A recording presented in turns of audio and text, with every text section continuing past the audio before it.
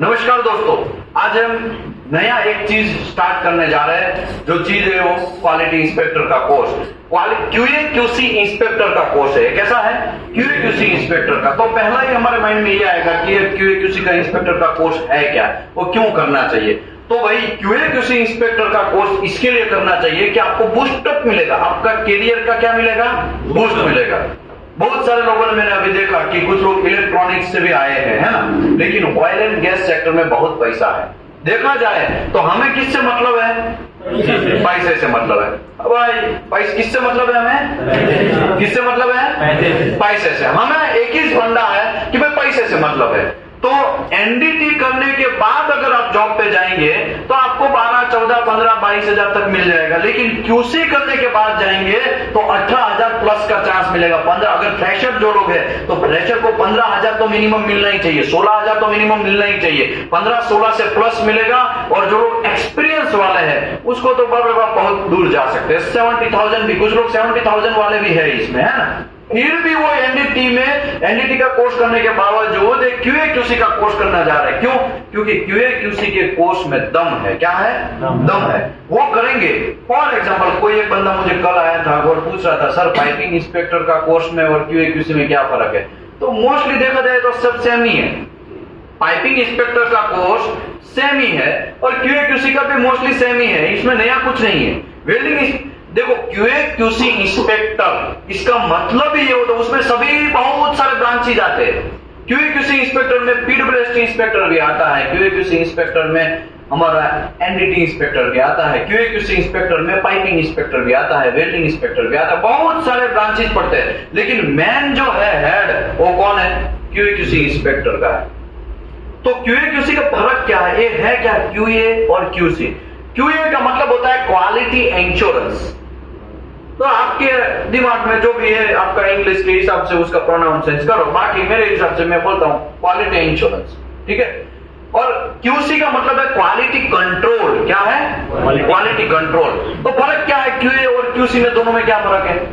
तो देखो, कोई भी प्रोडक्ट जब आप बनाओगे तो अभी हम बात करते हैं ऑयल एंड गैस सेक्टर की, क्योंकि हम उसी का कोर्स कर रहे हैं। ऑयल एंड गैस सेक्टर में फॉर एग्जांपल आपने एक प्रेशर वेसल बनाया, तो प्रेशर वेसल का मटेरियल सिलेक्शन से लेके उसका प्लेट, मटेरियल, गास्केट, सभी का सिलेक्शन से लेके प्रेशर वेसल का पैकिंग हो जाता है, वहां तक का पूरा चेकिंग करने का प्रोसेस है ना, वो है क्यूसी। क्वालिटी को कंट्रोल करना है। जहां पे गलतियां होती है उसको हम लोग प्रॉपरली देखेंगे कि हाँ यहाँ पे प्रेशर वेसल, ओके, प्लेट आया, प्लेट को प्रॉपरली थिकनेस आया कि नहीं आया, हमने जो मंगवाया वो इस थिकनेस आया कि नहीं आया, प्लेट का रोलिंग किया तो रोलिंग करने के टाइम पे पिक इन पिक आउट हुआ कि नहीं हुआ, प्लेट रोलिंग हो गया लॉन्ग सिम प्रॉपरली सेटअप हुआ कि नहीं हुआ, लॉन्ग सिम फिटअप होने के बाद एनडीटी हुआ कि नहीं हुआ, और सब जितने भी लोग हैं उसका पूरा का पूरा कंट्रोल करेंगे। उसी आदमी को क्या बोलेंगे? क्यूसी इंस्पेक्टर बोलेंगे। क्या बोलेंगे? QC inspector.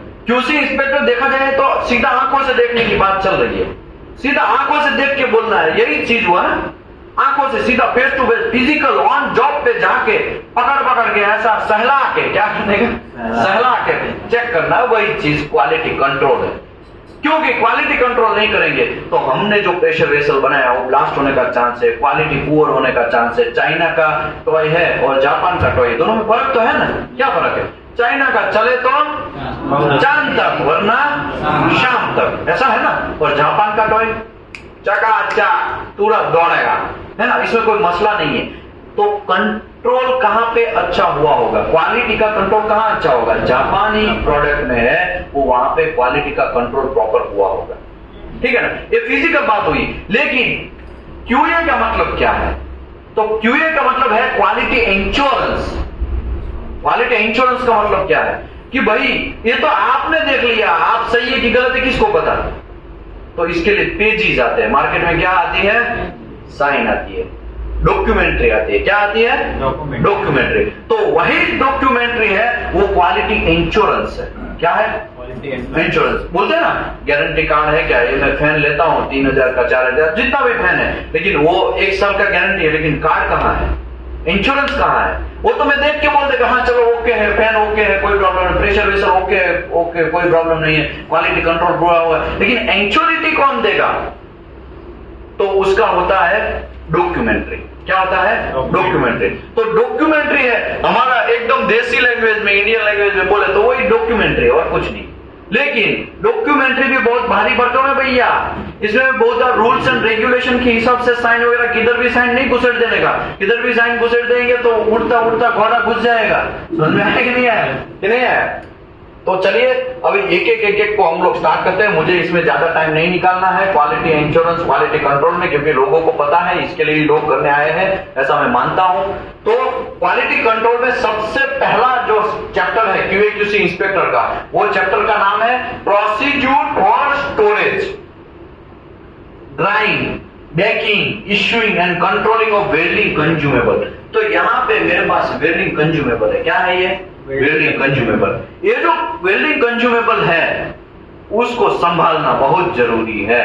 तो वो मैं समझाएगा ये कहां पे पहले तो काम आता है, ये वेल्डिंग करने में काम आता है। किसमें काम आता है? वेल्डिंग करने में। जैसे कि यहाँ पे एक प्लेट पड़ा है, आप देखते हैं ये वेल्डिंग मारा है कि नहीं मारा है? ये वेल्डिंग किससे लगेगा? कंज्यूमेबल से लगेगा, या इलेक्ट्रोड से लगेगा, या फीलर से लगेगा। तो वो जो वेल्डिंग मार रहे हैं उसके इलेक्ट्रोड को ही अगर प्रॉपर अच्छा सा है, अच्छा मारेंगे तभी अच्छी काम भी होगी। लेकिन प्रॉब्लम क्या है, इसको हम कंट्रोल ही नहीं कर रहे। यही कचरा चीज यूज करेंगे खाने में। हम लोग घी और आते हैं ना, देसी घी होता है ना, देसी घी बहुत महंगा होता है, पता है ना। और गांव घी होता है ना, बहुत महंगा होता है। लेकिन यही चीज डेयरी में लेने जाओगे तो शायद 100 रुपए में भी आपको मिल जाए 1 kg।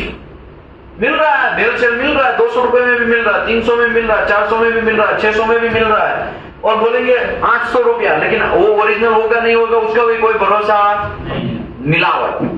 समझ में आया ना?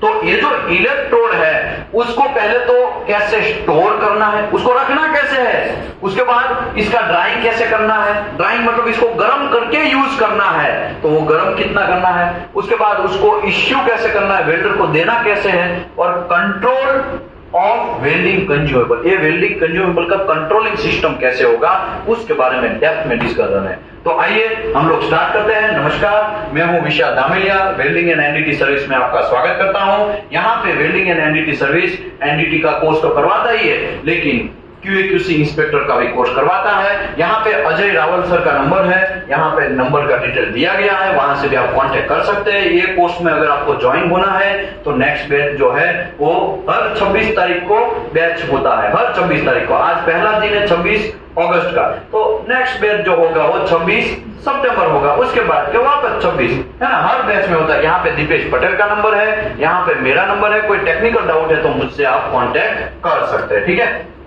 सबसे पहले ये प्रोसीजर बनाने का क्यों जरूरत पड़ा? क्योंकि प्रोसीजर इसके लिए बनाने का जरूरत पड़ा, यहां पे इंडिया में लोचा ये है, इलेक्ट्रोड को प्रॉपर्ली कंट्रोल ही नहीं किया जाता है। और गल्फ कंट्री आज हमसे आगे निकल चुकी है, गल्फ कंट्री आज हमसे आगे निकल चुके हैं। उसका रीजन ये है क्योंकि गल्फ कंट्री में इसको एक बच्चे की तरह रखा जाता है, और यहां पे क्या होता है, दे दबा दब।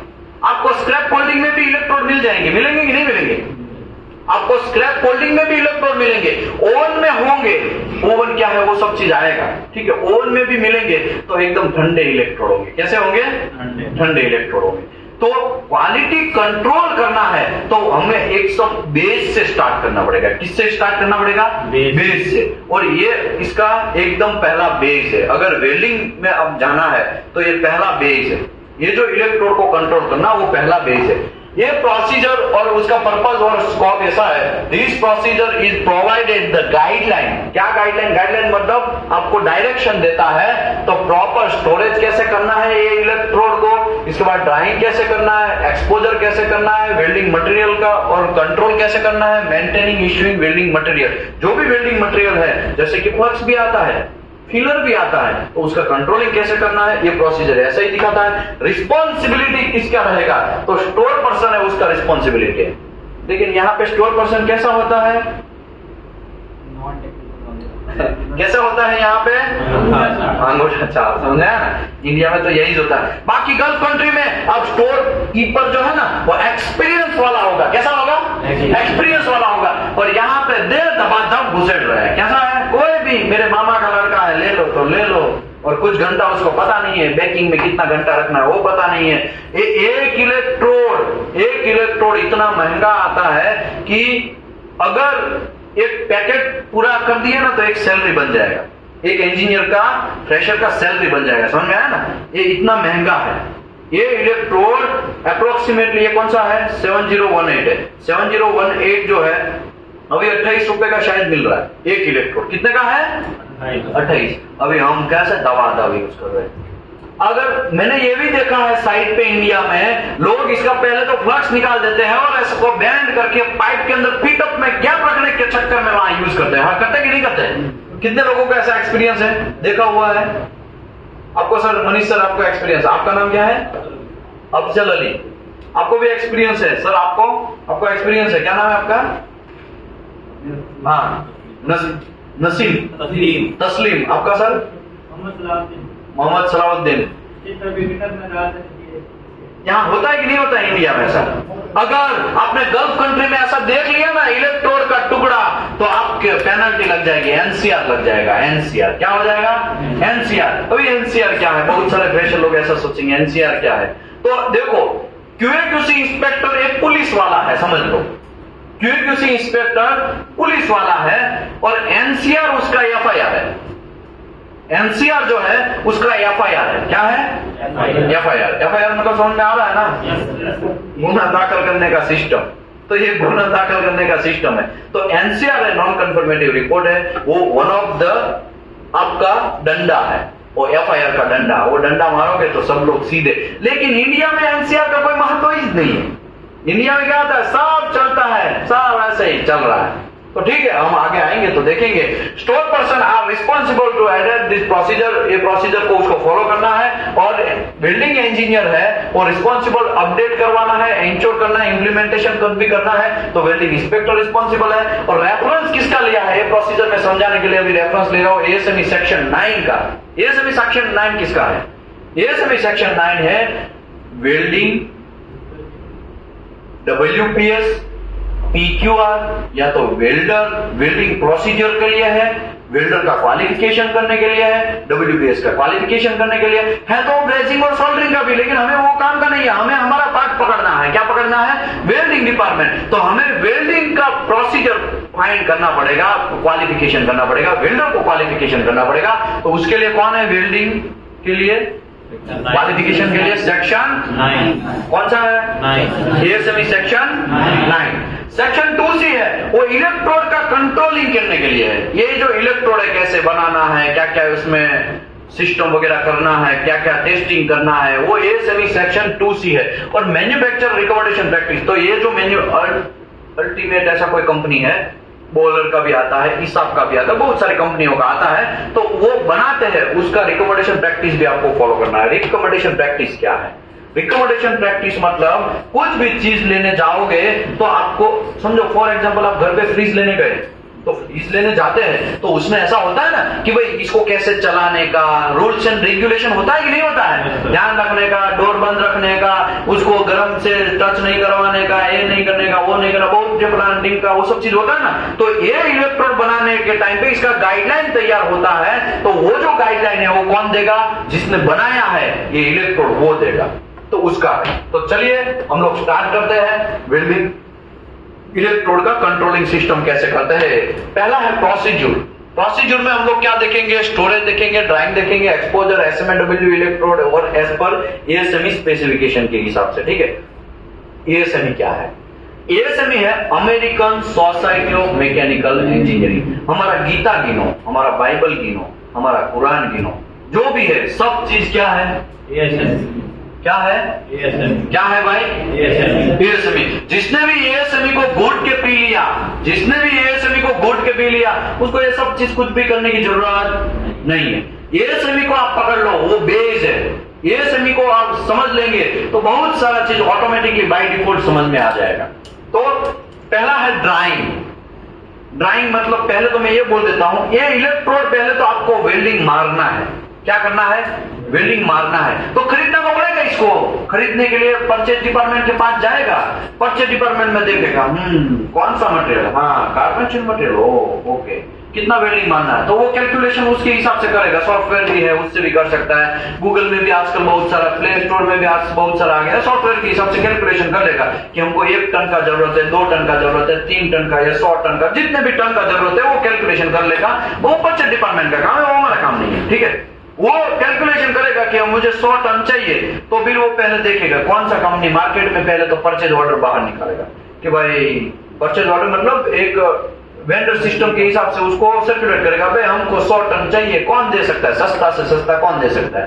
तो बहुत सारी कंपनी आएगी, भाई हम देंगे हम देंगे हम देंगे, सबका पैसा देखा जाएगा, भाई हिसाब, हाँ वो सस्ते में दे रहा है, चलो भाई हिसाब के पास, हिसाब से 100 टन का मंगवाते हैं, परचेज करते हैं, तो उसको परचेज ऑर्डर जनरेट होता है कि हाँ भाई चलो भाई अभी मुझे 100 टन चाहिए, इतना पैसा होगा, इतना इतना रूल्स एंड रेगुलेशन है, हमारा ये इलेक्ट्रोड है, उसका टेंसाइल टेस्ट इतना होना चाहिए, डिजाइन क्राइटेरिया के हिसाब से वो चेक करेगा, इसका टेंसाइल टेस्ट इतना चाहिए, उसका यील्ड इतना चाहिए, मुझे बेसिक इलेक्ट्रोड चाहिए 7018 का चाहिए, वो सब चीज पूरा लिख के भेजेगा। वो कैसे लिखेगा, वो उसका डिजाइन जो है उसमें डिजाइन क्राइटेरिया है वो देख के लिखेगा कि भाई मुझे ये चाहिए।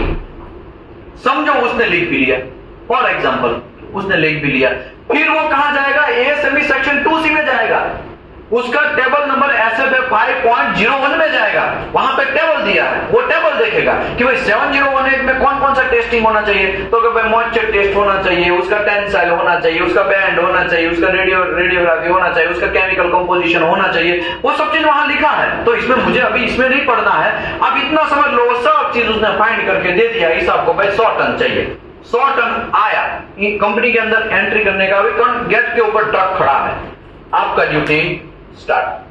गेट के ऊपर खड़ा है ट्रक, आपका ड्यूटी स्टार्ट। पहले तो वो आएगा, परचेज ऑर्डर दिखाओ कि भाई हमने जो बोला है परचेज ऑर्डर में वही तुम लेके आया कि कुछ उल्टा माल घुसेड़ दे रहा है। हो सकता है कि नहीं हो सकता है, ऐसा बहुत सारा आपके साथ होगा, इंडिया में तो होगा ही होगा, इंडिया में आपको साथ बहुत सारा ऐसा चीज होगा।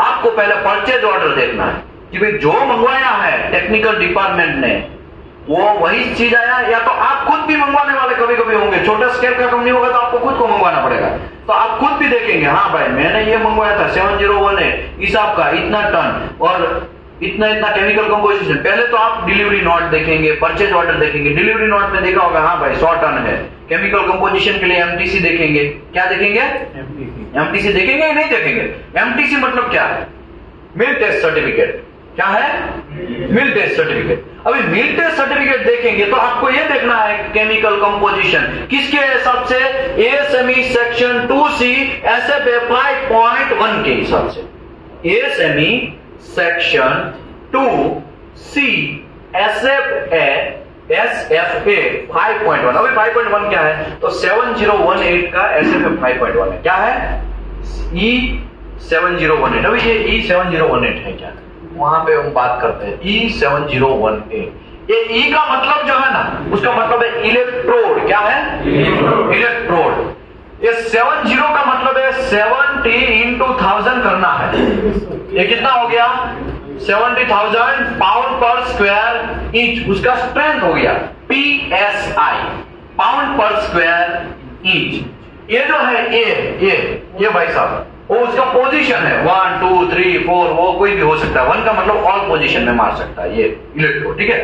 ये 8 का मतलब क्या है, 8 का मतलब है उसका ऊपर जो फ्लक्स का कोटिंग किया गया है उसका सिस्टम, फ्लक्स के ऊपर कोटिंग, ये जो इलेक्ट्रोड का ये बेयर वायर बोलते हैं, क्या बोलते हैं, ये बेयर वायर, उसके ऊपर एक फ्लक्स डाला गया है, उसके बाद चल रहा है। अभी आप बोलेंगे कि यार ये फ्लक्स डाला गया है तो कैसे होगा, उसका फ्लक्स के कितने टाइप्स है, तो भाई देखो इसमें नया ऐसा है कि भाई E7018 अगर होगा तो यहां पे 8 की जगह 0 और 1 भी हो सकता है, E7010, E7011 ऐसा भी हो सकता है। तो ये जो चीज सिस्टम हो गया वो सेल्यूलोज हो गया, कौन सा हो गया, इसके ऊपर कौन लगेगा, सेल्यूलोज लगेगा, कौन लगेगा, सेल्यूलोज लगेगा। 0 और 1 अगर लगा तो समझ लेना है इसके अंदर सेल्यूलोज होगा, उसके ऊपर का जो कोटिंग है उसका फ्लक्स ऊपर लगाया गया है वो कौन सा होगा, सेल्यूलोज होगा। अगर 2 होगा तो वो रूटाइल लगाया होगा। क्या लगाया होगा? रूटाइल। 3 और 4 जो होगा वो हैवी रूटाइल होगा। कैसा होगा? Heavy rutile. 5, 6, 8 वो सब चीज होगा, वो बेसिक इलेक्ट्रोड होगा। कैसे होंगे? बेसिक। ये जो इलेक्ट्रोड है सही जो वो हाई हाइड्रोजन इलेक्ट्रोड है। कैसा इलेक्ट्रोड है? High hydrogen electrode. ये जो है रूटाइल वो मीडियम टाइप के वाले हैं, और ये जो बेसिक है वो लो हाइड्रोजन इलेक्ट्रोड है। कैसा इलेक्ट्रोड है? लो हाइड्रोजन इलेक्ट्रोड। समझ में आ रहा है?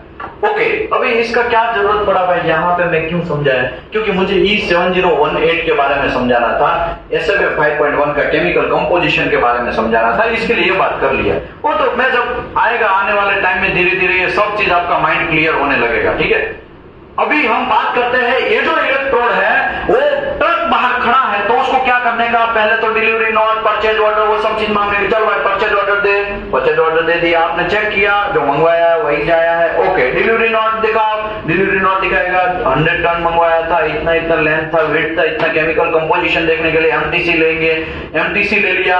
ट्रांसपोर्टेशन का कोई डॉक्यूमेंट चाहिए तो वो ले लिया।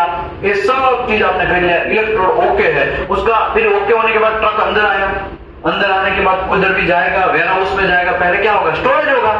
तो इसको पहले तो वेयर हाउस में स्टोरेज करना है। क्या करना है? वेयर हाउस में स्टोरेज करना है। फिर वहां से सीधा बक्सा उठा के वेल्डर को दे नहीं देना है कि चल भाई तो वेल्डिंग मारने लग गए, इलेक्ट्रोड आ गया। ऐसा नहीं है। ये इलेक्ट्रोड को कैसे रखना है वो मैं सिस्टम आपको लाइन बाय लाइन समझा रहा हूं, ताकि आपको डेप्थ में पता चले। अभी उसका सबसे पहले वेयर हाउस में आपने ठप्पा लगा दिया, एक दूसरे के ऊपर ठप्पा लगा दिया, फिर उसका क्या करना पड़ेगा? यूज करने से पहले ड्राइंग करना पड़ेगा। क्या करना पड़ेगा? ड्राइंग। ड्राइंग है क्या? ड्राइंग मतलब वो बक्से में आता है, उसको तोड़ना है। फॉर एग्जांपल वुडन के बक्से में या तो ऐसे ही कोई बक्से में आ जाएगा, तो आपको क्या करना है? पहले तोड़ना है, उसको तोड़ के उसको निकाल के पहले सबसे पहला काम क्या है आपका? ड्राइंग करना है। ठीक है, ड्राइंग में क्या लिखा है? Prior to use of electrode, use करने से पहले आपको, prior to use of electrode, use करने से, इसका यूज करने से पहले आपको ड्राइंग करना है। कितना डिग्री टेम्परेचर? 260 डिग्री से लेके 425 डिग्री टेम्परेचर गर्म करना, 1 से 2 घंटे तक। अभी मुझे ये बोलो, अगर क्वालिटी इंस्पेक्टर को यही पता नहीं है कि ड्राइंग कैसे करना है, तो काम चलेगा? काम चलेगा? ऐसे ही घुसा देगा, चल भाई तुम मार, और मारने के चक्कर में क्रैक आएगा और वहां से जॉब ब्लास्ट हो जाएगा। क्या हो जाएगा? Job blast. क्रैक आया तो क्या होगा? ब्लास्ट ही होगा, और कुछ होगा? ब्लास्ट ही होगा। बहुत सारे लोग भी मरेंगे। लेकिन प्रॉब्लम यह है क्वालिटी इंस्पेक्टर में लोगों को अवेयरनेस ही नहीं है। प्रॉब्लम यह है लोगों को इसको कैसे रखना वही पता नहीं है। ये क्या मेरा रूल्स है? घंटा मेरा कोई रूल्स नहीं है, ये AWS का रूल्स है या ASME सेक्शन 2C का रूल्स है। किसका रूल्स है? ASME section 2C। अब टेबल नंबर A.3 देखेंगे, A3 टेबल नंबर A3 देखेंगे ना, वहां पे ये सब चीज लिखा हुआ है। वही सब चीज का मैं कंक्लूजन करके आपको समझा रहा हूं। ये टेबल के ऊपर भी मैं आएगा, ये कोई मेरा रूल्स नहीं है। ये किसका रूल्स है? ASME का। और ASME तो मैंने आपको बोला, हमारा गीता, हमारा बाइबल, हमारा कुरान, सब चीज क्या है? ASME। जिसने भी ASME को घोल के पी लिया ना, वो पैसे कमाने में कभी भी पीछे ही नहीं हटेगा। इतना पैसा कमाएगा, उसको स्पेंड करने का भी टाइम नहीं मिलेगा, बहुत पैसा कमा सकता है।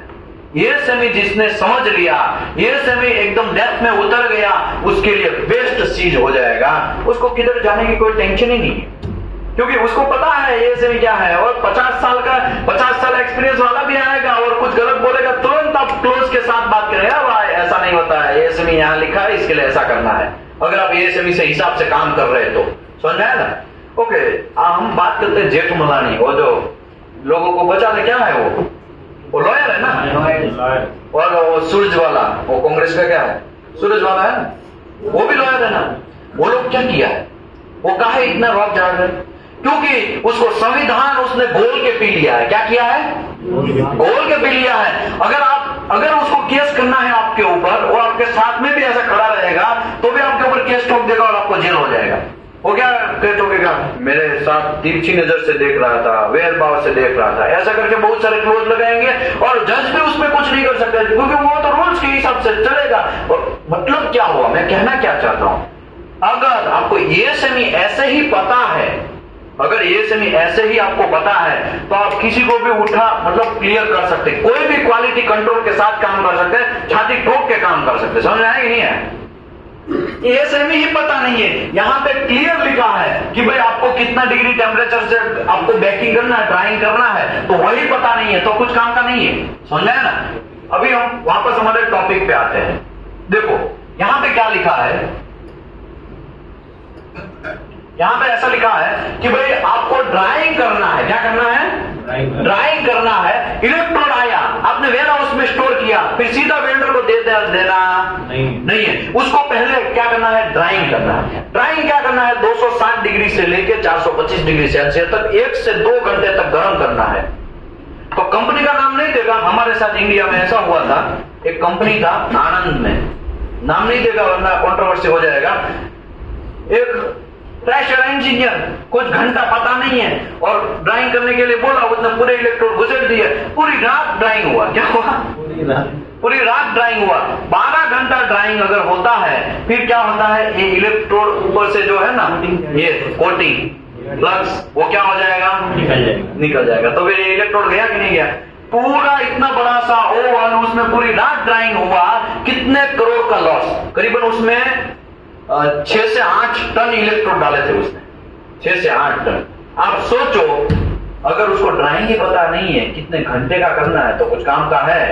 कुछ काम का नहीं है, कुछ भी काम का नहीं है, एकदम जीरो है। उसका नॉलेज सब क्या है? जीरो है। इसके लिए तो लोग बोलते हैं ना कि भाई आपको एक्सपीरियंस वाले का वैल्यू कहाँ है? इसी की वजह से एक्सपीरियंस। और इसमें तो बहुत सारे ज्यादातर लोग एक्सपीरियंस वाले ही है। सर को एक्सपीरियंस है, सर को 10 साल का, सर को 20 साल का, इसको सर को 10 साल का, सबको 10-10 साल का एक्सपीरियंस कहाँ है भैया? एक्सपीरियंस वाले का वैल्यू है, क्योंकि वो गलती तो नहीं करेगा। अगर गलती कर भी लिया तो इतना ब्लंडर मिस्टेक तो नहीं करेगा। समझ में? ऐसा नहीं है कि एक्सपीरियंस वाले से गलती नहीं, तो उससे भी गलती होता है, लेकिन फ्रेशर से तो कम गलती होगा। समझ में आया ना? इसके लिए मार्केट में ज्यादा वैल्यू किसका है? एक्सपीरियंस वाले का वैल्यू है। क्यों? क्योंकि वो छोटी छोटी बातों में भी ध्यान रखेंगे, वो क्लाइंट को हैंडल भी कर सकते हैं, टीपीआई को हैंडल भी कर सकते हैं। फ्रेशर वाले को अगर कुछ पता ही नहीं है कि ड्राइंग कितने में करना है तो कुछ काम का है? कुछ काम का नहीं। तो आपको याद रखना है prior to use of the electrode 425 degree से 260 डिग्री से लेकर 425, ये माइंड में घुसेड़ ही देना है। आपको याद ही रखना है। ये क्या करना है? याद ही रखना है। इतना डिग्री आपको क्या करना पड़ेगा? ड्राइंग करना पड़ेगा। ड्राइंग का नया वर्ड है बेकिंग। क्या है वर्ड? बेकिंग। कुछ लोग उसको बेकिंग भी बोलते हैं, अब बेकिंग भी बोल सकते हैं, ठीक है? ओके। इसके बाद the drying of the electrode may be deleted if the electrode is supplied in dried condition hermetically sealed container and positively indication seal indicated। Okay, अभी क्या होगा? आपने तो साहब बोला कि अंदर आया, वेयर हाउस में स्टोर किया, वहां पे हमको यूज करना सीधा नहीं है, हम लोग कुछ बंडल लेके आए और ओवन में डाल दिया, ओवन में डाल के हमने ड्राइंग या तो बेकिंग कर दिया, और उसके बाद क्या? ये तो ठीक हो गया, ये तो खुले इलेक्ट्रोड जो आए उसका। लेकिन कुछ ऐसे भी इलेक्ट्रोड आते हैं जहां पे मदर ओवन ही नहीं है। क्या है? मदर ओवन ऐसा कुछ नहीं है भाई, ऐसा हमको कुछ नहीं चाहिए, हमें तो सीधा सिर्फ पैक कंटेनर दो, सीधा हमें यहाँ पे कुछ ना करना पड़ेगा, सीधा यूज करने का है, ऐसा इलेक्ट्रोड दो। तो पैसा ज्यादा दोगे तो मिलेगा आपको। इसको बोलते हैं हार्मोनिकली सील्ड कंटेनर, मतलब वैक्यूम पैक बोलते हैं। क्या बोलते हैं उसको? वैक्यूम पैक इलेक्ट्रोड आएंगे। वैक्यूम पैक इलेक्ट्रोड क्या होते हैं? तो वैक्यूम पैक में एक टीन का कंटेनर, एल्यूमिनियम का, या तो फिर वो प्लास्टिक से ऐसा कुछ वैक्यूम पैक आता है, ठीक है? अभी मेरे पास प्रैक्टिकली तो नहीं है, वरना मैं आपको बता रहा। वो क्या होता है? वैक्यूम पैक इलेक्ट्रोड आता है, उसमें एयर जाता नहीं है। उसको सीधा तोड़ो, निकालो, वेल्डर को दो, वेल्डिंग मारो। वो एक एडवर्टाइज आता है ना, हर सफेद बाल काला बनाने का, काटो, गोलो और लगा लो, हर सफेद बाल काला बना लो। ऐसा सिस्टम है कि नहीं है? ऐसा ही यहाँ पे है। कुछ नहीं, सीधा उसको काटो, सीधा वेल्डर को दो और यूज करो, ऐसा भी होता है। लेकिन यहाँ पे क्या लिखा है? ड्राइंग ऑफ द इलेक्ट्रोड में बी डिलीटेड। आप इसको डिलीट कर सकते हैं। किसको? इसको 260 से 425 डिग्री वाले को डिलीट कर सकते हैं, लेकिन वैक्यूम पैक होगा तो। अगर वैक्यूम पैक नहीं है तो आप कुछ कर सकते नहीं है। तो पहला क्वेश्चन ये आता है, ये भाई वैक्यूम पैक और ड्राइंग क्यों करने का? तो भाई ये बेसिक इलेक्ट्रोड है। 7018 क्या है? बेसिक इलेक्ट्रोड है। कैसा इलेक्ट्रोड है? Basic electrode. अभी यहाँ पे लोचा क्या है ये इलेक्ट्रोड का? सीधा वेल्डिंग मार देंगे तो क्या घंटा फर्क होगा? तो फर्क ये होगा, एटमॉस्फेरिक का हाइड्रोजन है वो ये जो फ्लक्स है उसके अंदर घुस जाएगा। क्या होगा? घुस जाएगा। एटमॉस्फेरिक का हाइड्रोजन इसके अंदर बैठ जाएगा, फिर वेल्डिंग हम करके मारेंगे तो वो हाइड्रोजन किस में जाएगा? वेल्ड मेटल के अंदर जाएगा। वेल्ड मेटल के अंदर जाएगा और हाइड्रोजन जो है ना एक डेंजरस मानुस है। कैसा मानुस है? डेंजर। कोई मराठी है क्या? सराउंडिंग में जो हाइड्रोजन है, हाँ वही हाइड्रोजन। ओके, हाइड्रोजन आता कहां से? तो ये जो हवा में हाइड्रोजन है ना, वही हाइड्रोजन इसके अंदर बैठ जाता है। क्यों? क्योंकि हाइड्रोजन के पास एक इलेक्ट्रॉन है। कितना इलेक्ट्रॉन है? एक इलेक्ट्रॉन है और वो सेटलमेंट नहीं है, वो प्रॉपरली सेटल नहीं है। उसको सेटल होने के लिए कोई एक बंदा उसके पास से क्या चाहिए? इलेक्ट्रॉन देना चाहिए, वो किसी को दे देना चाहिए। तो H2O इसकी क्यों बना? क्योंकि यहां पे पानी इसके लिए बना क्योंकि दो हाइड्रोजन इकट्ठा हुए और ऑक्सीजन के साथ कांड करके मतलब पानी बना लिया है ना। तो उसको कोई ना कोई चाहिए। यहां पे क्या है? हाइड्रोजन अकेला है।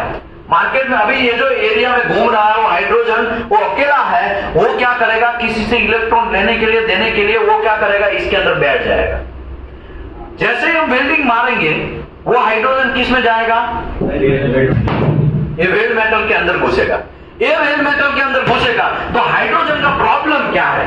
वो बहुत अच्छा आदमी, गर्म है तब कोई टेंशन नहीं है, लेकिन जैसे ही 300 डिग्री सेल्सियस से कम टेम्परेचर होगा, क्योंकि जब हम वेल्डिंग मारते हैं, फॉर एग्जांपल 7018 से वेल्डिंग मारते हैं तो 6000 डिग्री टेम्परेचर प्रोड्यूस होता है। कितना होता है? 6000 डिग्री। अगर 6000 डिग्री प्रोड्यूस होता है उस टाइम पे तो हाइड्रोजन शांति से कुछ नहीं, ये तो वैसा चोट की तरह क्या हो जाएगा? वेल्ड मेटल के अंदर घुस जाएगा। तब कोई प्रॉब्लम नहीं था।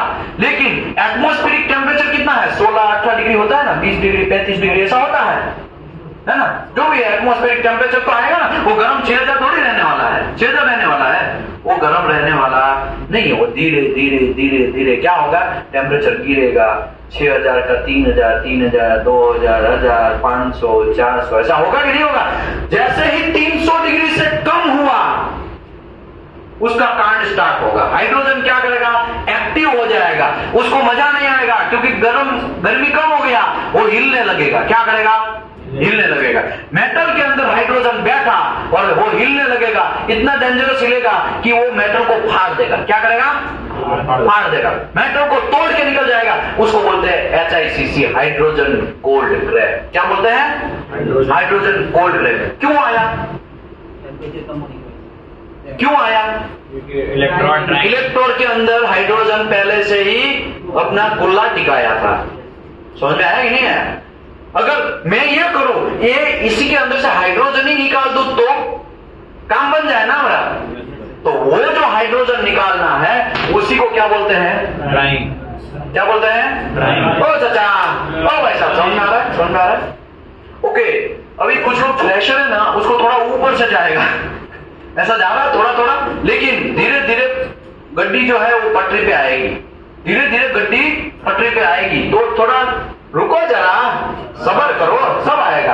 अभी ड्राइंग क्यों करना है वो समझ में आया? क्योंकि इसके अंदर हाइड्रोजन है। वो वेल्डिंग जब इसमें हम मारते हैं, वेल्डिंग मारने के टाइम पे वो हाइड्रोजन इसमें से निकल के किसमें घुस जाएंगे? वेल्ड मेटल में घुस जाएंगे और वो वेल्ड मेटल में हाइड्रोजन बैठ जाएगा। ऐसा भी हो सकता है हाइड्रोजन क्रैक कर दे 300 डिग्री से कम। ऐसा भी होगा कि समझो ये पूरा का पूरा सॉलिडिफिकेशन हो चुका है। अभी वो ऐसा हिलेगा लेकिन हिल पाएगा नहीं, क्योंकि वो तो सॉलिड हो चुका है, हिल नहीं पाएगा, तो वहां पे ही रहेगा। तो उसको हम लोग क्या बोलेंगे? पोरोसिटी बोलेंगे। क्या बोलेंगे? पोरोसिटी। पोरोसिटी। तो पोरोसिटी काम का है? नहीं, काम का नहीं है। वो तो कचरा चीज है, उसको तो निकल जाना चाहिए था।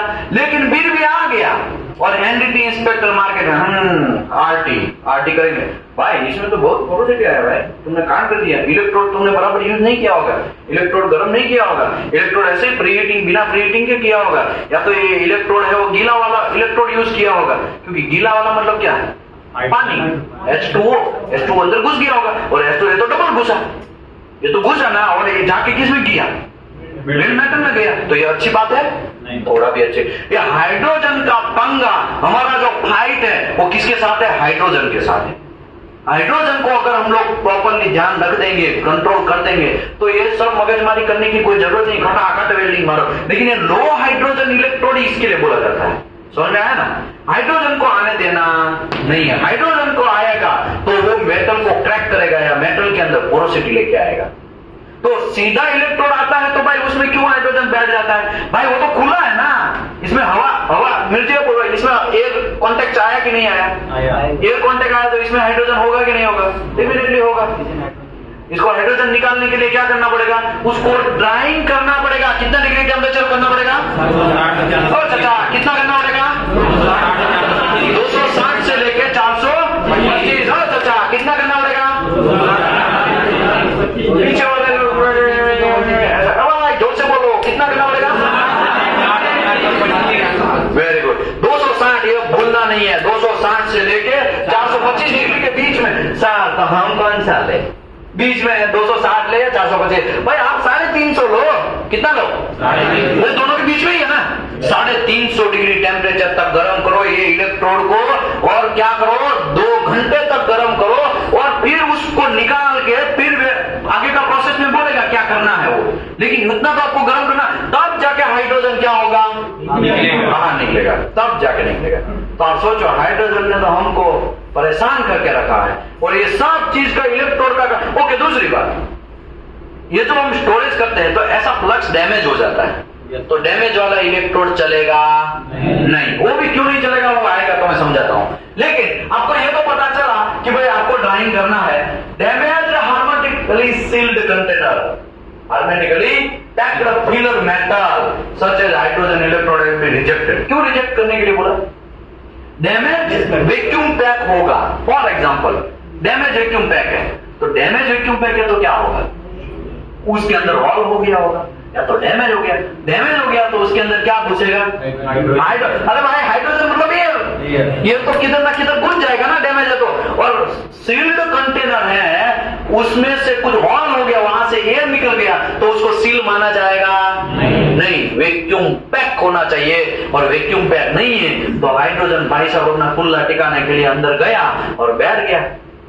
तो वो वैसा अगर कंडीशन आपको मिलता है, ट्रक आया, आने के टाइम पे आपने सब चीज देखा, हाँ भाई पूरा वैक्यूम पैक है, लेकिन एक में हॉल हो गया है, भाई ये नहीं चलेगा, तो ये चलेगा? वो नहीं चलेगा, उसको रिजेक्ट करना है आपको।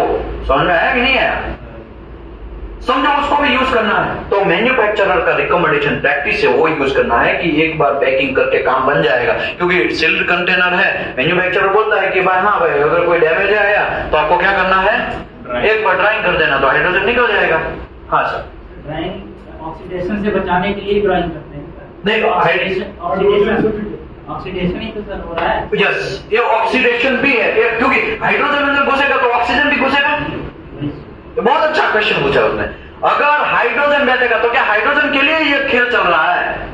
इसमें तो बहुत सारे दुश्मन हैं हमारे। सराउंडिंग में तो ऑक्सीजन ही, सराउंडिंग में ऑक्सीजन है, नाइट्रोजन है, हाइड्रोजन है, बहुत सारे लोग हैं। तो ये सभी से हमें क्या करना है? इससे मुक्ति देना है, और मुक्ति देने का पार्ट क्या है? ड्राइंग। क्या है? ड्राइंग। क्वेश्चन पूछोगे तो कुछ पाओगे, वरना बहुत प्रॉब्लम। क्वेश्चन पूछा इसके लिए आपको मिला, खाली हाइड्रोजन ही नहीं है, ऑक्सीजन भी है। ओके, बोलो सर। ये सील्ड और जो वैक्यूम कंटेनर जो बोल रहे हैं, हाँ, तो वो हम इलेक्ट्रोड को हमको 260 से 425 पे हमको वो टेम्परेचर देना है उसको डाइंग करने के लिए। तो सील्ड जो आता है तो वो सर वैक्यूम के अंदर टेम्परेचर कम नहीं हो सकता क्या सर?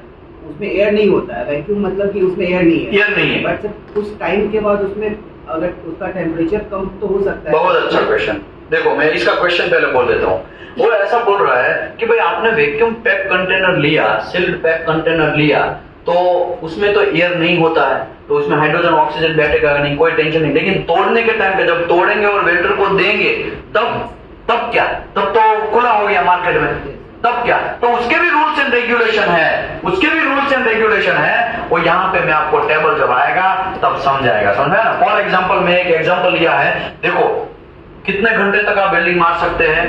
वैक्यूम पैक्ड इलेक्ट्रोड को 4 घंटे के अंदर उड़ा देना है, मतलब वेल्डिंग मार देना है। अगर नहीं मारा तो गया काम से, उसको वो नहीं चलेगा, उसको वापस क्या करना है, स्टोरेज में वगैरह सब चीज जो उसका रूल्स एंड रेगुलेशन। आज आपको मैं इलेक्ट्रोड के बारे में एकदम अच्छा सा नॉलेज देगा, आज आपको इलेक्ट्रोड कैसे हैंडल करना है वो पूरा का पूरा माइंड में घुसट देगा।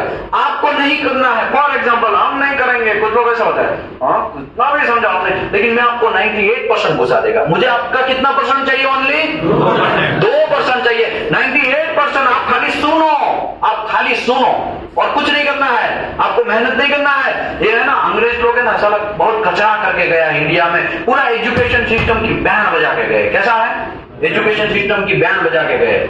लड़का कचरा वाला है, लड़का अच्छा नहीं है, उसका रिस्पॉन्सिबल लड़का यहाँ पे माना जाता है, लड़का रिस्पॉन्सिबल नहीं है। रिस्पॉन्सिबल कौन है यहाँ पे, समझाने वाले टीचर रिस्पॉन्सिबल है। आपको नहीं आता है तो टीचर ने ध्यान नहीं दिया होगा, वो कुछ पीछे कुछ लोग कांड करते होंगे तो उसने ध्यान नहीं दौड़ा।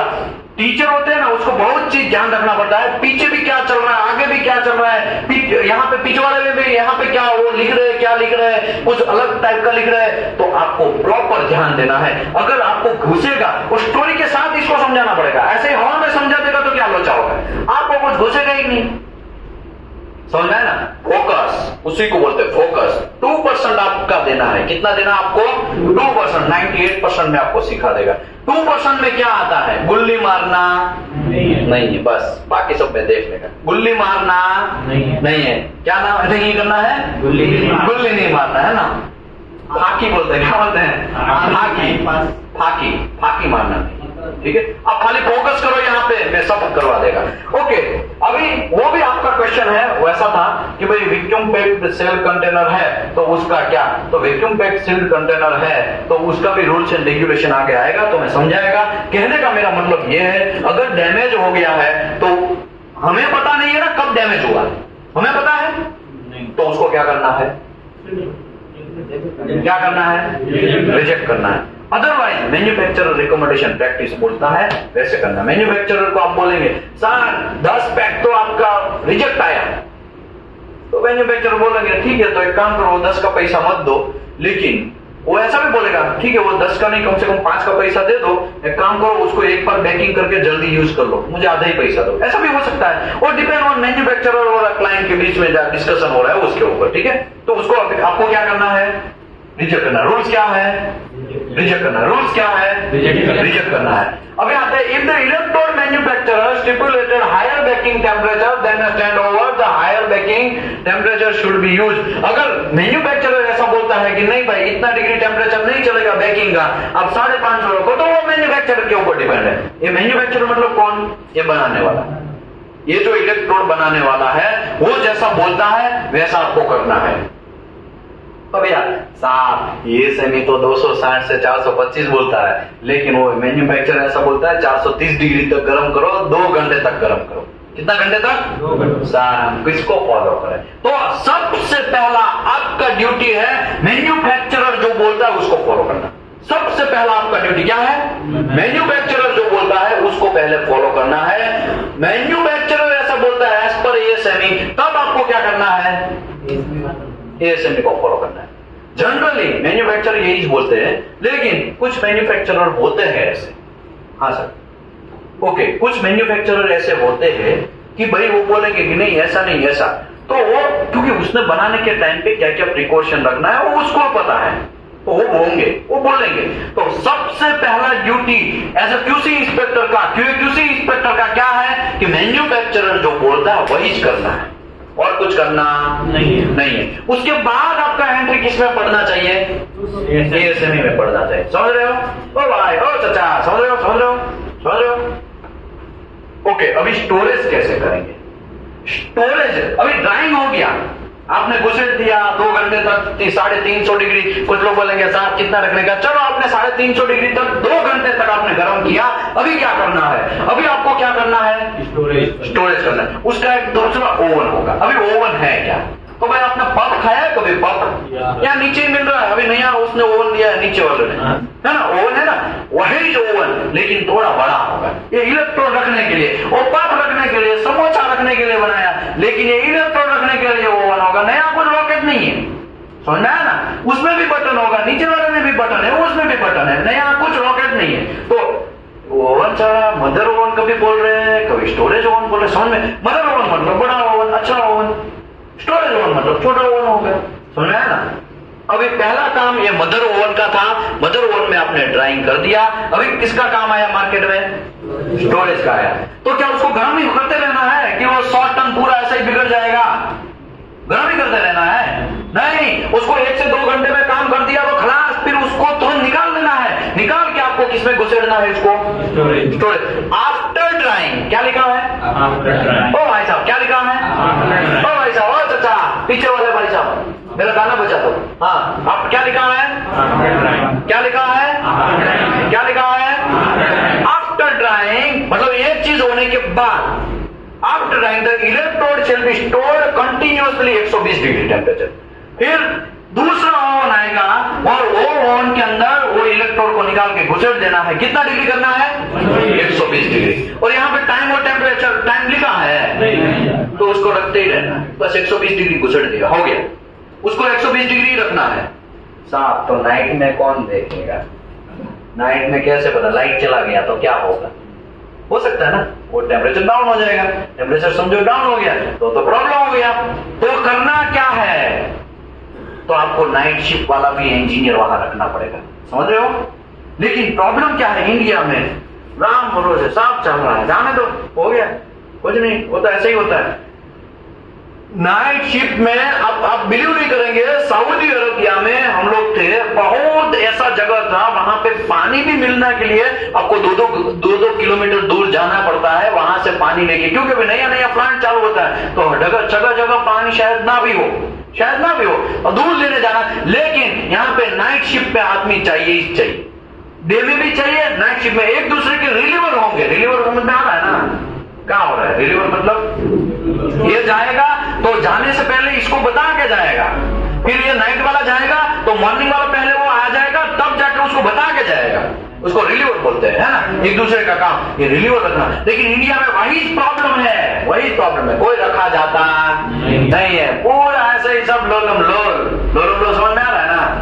लोलम लोल मतलब चलता है, ये चलता है वर्ड की वजह से आज हमारा इंडिया पीछे रह गया, वरना हम बहुत सारे लोगों से आगे थे। गल्फ कंट्री, आज हम लोग गल्फ कंट्री में जॉब करने जाते हैं, पहले गल्फ कंट्री वाले, मेरे ग्रैंडफादर है ना, मैं बोला होगा एनडीटी में, बोला था कि नहीं बोला था? मैंने क्या बोला था? मेरे ग्रैंडफादर है वो 12 साल के थे तब वो मुझे बोल रहे थे कि यहाँ पे गुजरात के पोरबंदर के एरिया जो है, जो समंदर का किनारा है, वहां पे गल्फ से लोग आते थे और घेटा बकरा वो सब चीजें ना, गोट वगैरह लेके आते थे यहाँ पे, क्योंकि वहां पे दुकान पड़ता था।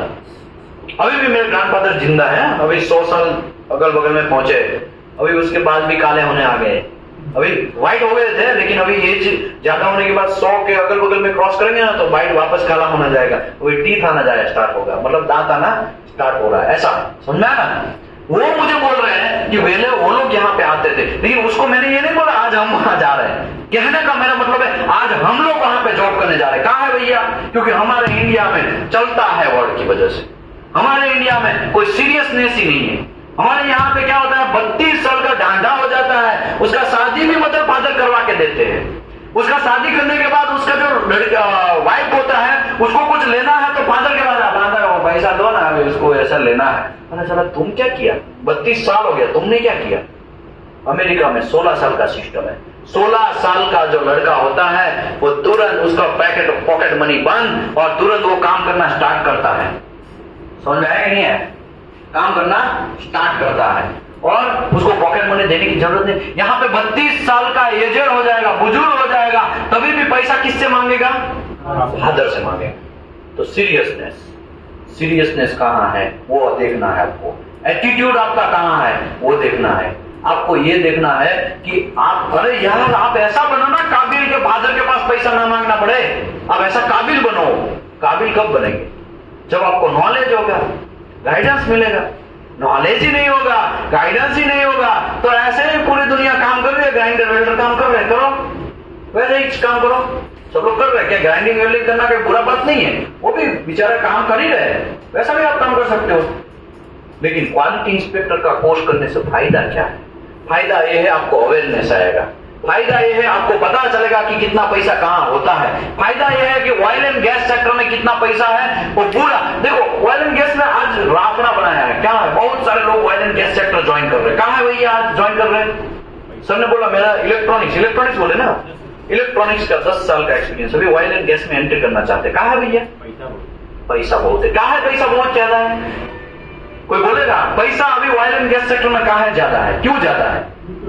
यूक्रेन, देखा सर ने पकड़ा, यूक्रेन और रशिया जब तक झगड़ते रहेंगे हमारा चांदी है, गोल्ड ही गोल्ड है। समझ में आया ना? यूक्रेन और रशिया का पूरा ऑयल जो था ना वो चाइना में और इंडिया में ट्रांसफर हुआ। अभी चाइना और इंडिया में हमारे पास रिसोर्सेज तो फिक्स थे, हमारे पास जो मशीनरी था वो तो फिक्स था, लेकिन वहां से आने से पता चला ये 10 साल का मोदी से आपने कॉन्ट्रैक्ट कर लिया, और 10 साल का कॉन्ट्रैक्ट करने से क्या हो गया, चलो 10 साल के लिए तो कोई टेंशन नहीं, चलो प्लान डाल देते हैं, 2 साल में प्लान तैयार हो जाएगा, लेकिन 8 साल के लिए तो चांदी है। समझ में आया कि नहीं है? तो वही चीज चल रहा है। इसी की वजह से आज ऑयल एंड गैस सेक्टर बहुत उपड़ा हुआ है, बहुत डेंजरस तरीके से चल रहा है, बहुत ज्यादा पैसा चल रहा है, क्योंकि पूरा ऑयल कहां ट्रांसफर हुआ? चाइना और इंडिया में ट्रांसफर हुआ। तो मैं तो आपको गारंटी देता हूं 10 साल तक आपको कोई हिला सकता नहीं है। इसमें मंदी आने का कोई चांस नहीं है, मंदी आने का कोई चांस नहीं है। समझ में आया ना? 10 साल के लिए कोई टेंशन नहीं। ऑयल एंड गैस सेक्टर में मैं ऑयल एंड गैस सेक्टर साहब, कपड़े में तो मंदी है भाई, कपड़े की बात अलग है, कपड़े की बात, मैं ऑयल एंड गैस सेक्टर की बात कर। 10 साल के लिए आपको कोई हिला सकता नहीं है। और मैं तो ऐसा नहीं चाहता हूं कि रशिया और यूक्रेन का झगड़ा चलता रहे, ठीक है, वो तो बंद होना वो नहीं चाहिए, लेकिन बंद होगा तो फायदा किसका है? पूरी दुनिया का फायदा है। अगर बंद नहीं होगा तो किसका फायदा है? इंडिया चाइना का फायदा। समझ में? तो हमको दोनों हाथ में घी और लड्डू ही है, टेंशन नहीं लेने का। समझ में आया ना? आगे बढ़ते हैं। स्टोरेज आपको करना है, कितना डिग्री टेम्परेचर पे करना है? 120 डिग्री। स्टोरेज कर दिया, अभी वेल्डर का काम स्टार्ट होगा। किसका काम स्टार्ट होगा? अभी वेल्डर एंट्री करेगा, साहब इलेक्ट्रोड चाहिए, तो इलेक्ट्रोड आपको यहां से देना नहीं था, वेयर हाउस से डायरेक्ट देना नहीं है, आपको इलेक्ट्रोड कहां पे पहले करना है? ड्राइंग करना है, ड्राइंग करने के बाद स्टोरेज में डालना है, स्टोरेज में 120 डिग्री करना है, उसके बाद आपको वेल्डर को देना है, तो उसको बोलते हैं एक्सपोजर। एक्सपोजर होना स्टार्ट हो जाएगा ना, अभी क्या हो जाएगा? एक्सपोजर होना स्टार्ट हो जाएगा। तो क्या लिखा है? Upon the removal from the drawing and storage oven the electrode shell not be expose the atmospheric more than 4 hours. तो मैं ये थोड़ा आपको टेबल से समझाता हूं। एक प्रोसीजर है, फॉर एग्जांपल एक प्रोसीजर मैंने लिया है, यहाँ पे E7018 का डिस्कशन हम कर रहे हैं। किसका कर रहे हैं? E70। ये तो एक एग्जांपल देगा तो दूसरे भी एग्जांपल आपको समझ में आ ही जाएगा। समझ में ना? E7018 का आपको परमिसिबल एटमॉस्फेरिक एक्सपोजर कितना है? 4 घंटे का। कितने घंटे का है? 4 घंटे का। कितने घंटे का है? कितने घंटे का है? स्टोरेज ओवन से निकाल के आपको ओवन में डाल देना। लेकिन क्यूअर होता है, क्यूअर पता है ना? क्यूअर पता है कि नहीं पता? यहाँ पे फोटो होगा तो दिखता हूं।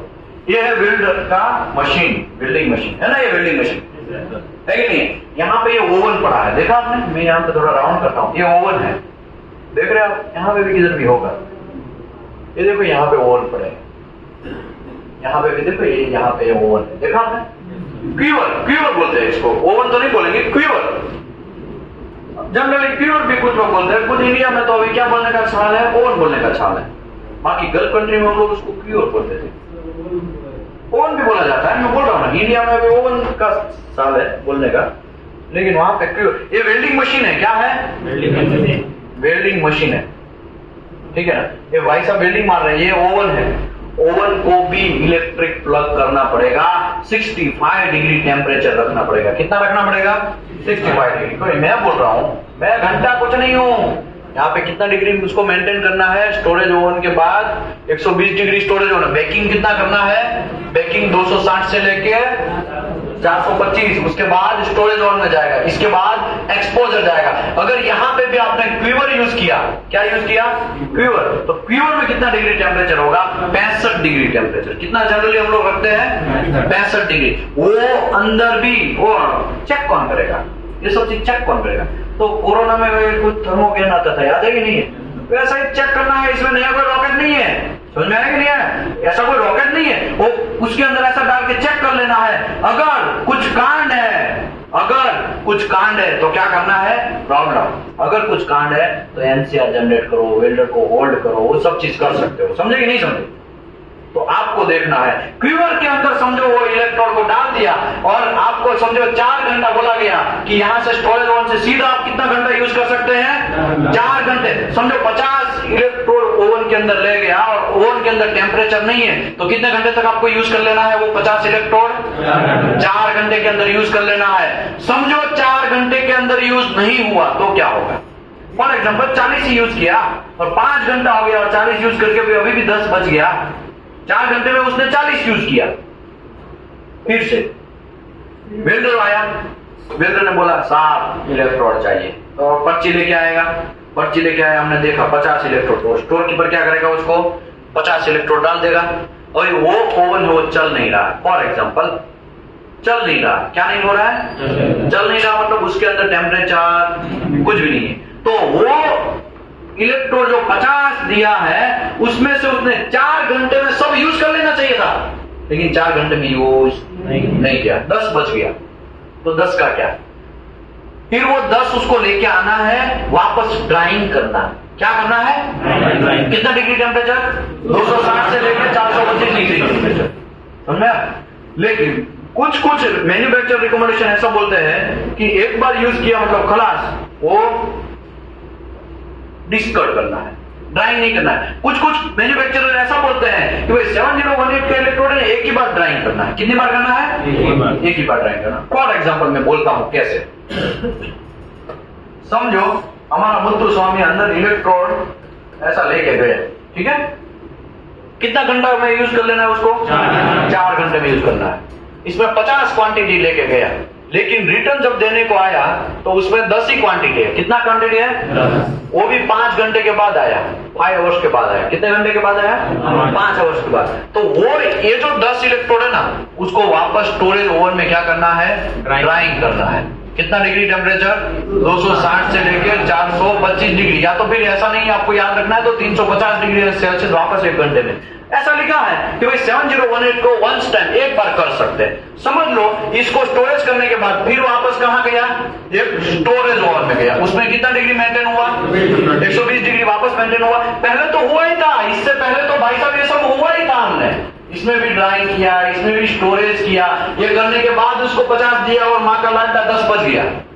10 बच गया, फिर वो लेके आया, उसको वापस करना है 350 डिग्री, उसके बाद फिर स्टोरेज ओवन में डालना है। फिर वो 10 इलेक्ट्रोड को प्रायर टू यूज करना है, मतलब जितना हो सके उतना जल्दी यूज कर लेना है। समझ लो वो 10 इलेक्ट्रोड को एक वेल्डर को दिया। एक वेल्डर को कितना इलेक्ट्रोड दिया? 10 इलेक्ट्रोड। वेल्डर है खड़ूस मानस।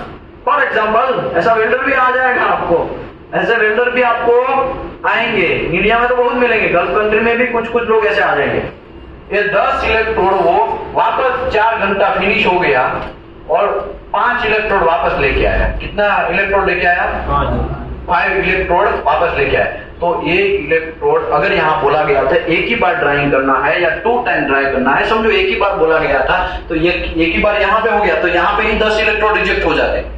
अगर मिनिमम 2 टाइम बोला गया कि 2 बार ही ड्राइंग करो, उससे ज्यादा नहीं, तो एक बार यहाँ पे किया आपने, एक बार यहाँ पे किया, फिर कुछ बच के लेके आया, तो क्या करना है? उसको तोड़ के डिस्कार्ड कर देना है। लेकिन इंडिया में होता है ऐसा? इंडिया में आपको क्या मिलेगा? पूरे के पूरे इलेक्ट्रोड स्क्रैप फोल्डिंग के अंदर घुसाया हुआ मिलेगा। कितने लोगों का ऐसा एक्सपीरियंस है? स्क्रैप फोल्डिंग के अंदर देखा हुआ है इलेक्ट्रोड? 1 2 3 4 5 6 7 लोगों को तो यहाँ पे बैठे हुए एक्सपीरियंस है। बहुत सारे लोग बैठे हैं, लेकिन इसमें से 7 लोगों ने तो प्रैक्टिकल देखा है कि आपको स्क्रैप फोल्डिंग में इलेक्ट्रोड मिलेगा। यही जमाना करती है, यही जमाना करती है, या हमको ये सब चीज करना। अरे भाई ये एक इलेक्ट्रोड 28 रुपए का आता है। अभी 100 इलेक्ट्रोड डेली डिस्कार्ड करोगे, कितना लॉस। लेकिन हम लोग क्या बन गए इंडिया में? चिंगू चाय बन गए। कैसा है? चिंगूस। हमारा कंपनी जो है वो चिंगूस बन गया है। आदमी को 15,000 सैलरी देगा, 16,000 18,000 नहीं करेगा, लेकिन इलेक्ट्रोड वेस्ट जा रहा है वहां पे ध्यान नहीं देगा। जहां पे करोड़ों का लॉस जा रहा है वहां पे कुछ भी ध्यान नहीं देगा, लेकिन सैलरी में 1,000 में पूरा 1 साल उसको नचाएगा इंजीनियर को। समझ में आया ना? 500 रुपए भी इंक्रीज करने के लिए करेगा ना तो बहुत बार बोलने जाना पड़ेगा, तब जाके 500 600 या 800 या 1000 रुपया इंक्रीज करेगा। मतलब क्या हुआ? मतलब लोगों को ये चल रहा है माइंड में, कंपनियों को, बोले कंपनी का मैनेजमेंट है, अलग अलग मेथड है, लेकिन कंपनी का मैनेजमेंट ऐसा सोचता है आदमी को तो सूच लेना है, कुछ भी हो जाए। तुम्हारा जो जहां पे ध्यान जाना चाहिए वहां पे तो ध्यान जा नहीं रहा है, जहां पे इलेक्ट्रॉन वेस्टेज हो रहा है वहां पे तो तुम्हारा ध्यान नहीं जा रहा है। करोड़ों का डेली का, अब समझो एक मुझे ये बोलो, पाइप फिटर क्या करता है, इसको ऐसे ऐसे झाड़ के क्या करता है, प्लग्स निकाल के ऐसा बैंड करके घुसेड़ देता है पाइप फिटिंग में। अभी बोलो एक पाइप फिटिंग के लिए कितना इलेक्ट्रोड, 28 रुपए का उसने एक इलेक्ट्रोड यूज कर लिया। समझ में आया? समझ में? ऐसे समझो कंपनी में 10 से 12 पाइप फिटर है, सभी लोग एक एक दो दो इलेक्ट्रोड डेली के यूज करेंगे, कितना लॉस। उसकी जगह पैसा दो यार, मैन पावर को थोड़ा अच्छा स्टैंडर्ड बनाओ, स्किल पीपल बनाओ। इंडिया में ऐसे ही स्लो जा रही है। तो मैं खाली इलेक्ट्रोड की बात किया, ऐसे तो बहुत सारे चीज है।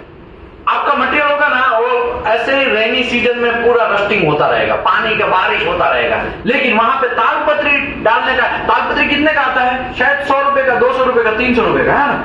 लेकिन करोड़ों का मटेरियल है, वहां पे तालपत्री नहीं डालेंगे। तालपत्री क्या होता है? पन्नी, कवर करने के लिए पन्नी नहीं डालेंगे। क्यों?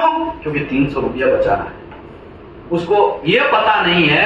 देखो ऐसा कहां पे होगा, काका मामा भांजा का लड़के लोग रहेंगे ना, काका मामा भांजे, मतलब कौन? जैक वाले। जैक वाले कौन? मतलब जैक वाले मतलब नीचे वाले, टेबल के नीचे वाले, करप्शन दे के। वो बहुत सारे ऐसे मूवियां बनी है कि करप्शन दे के पुलिस वाला बन जाता है, फिर उसको FIR भी बनाना नहीं आता है, ऐसा होता है ना। तो ऐसे ही करप्शन पैसा दे के फिर बन गए होंगे, टॉप पोजीशन पे पहुंच गए होंगे।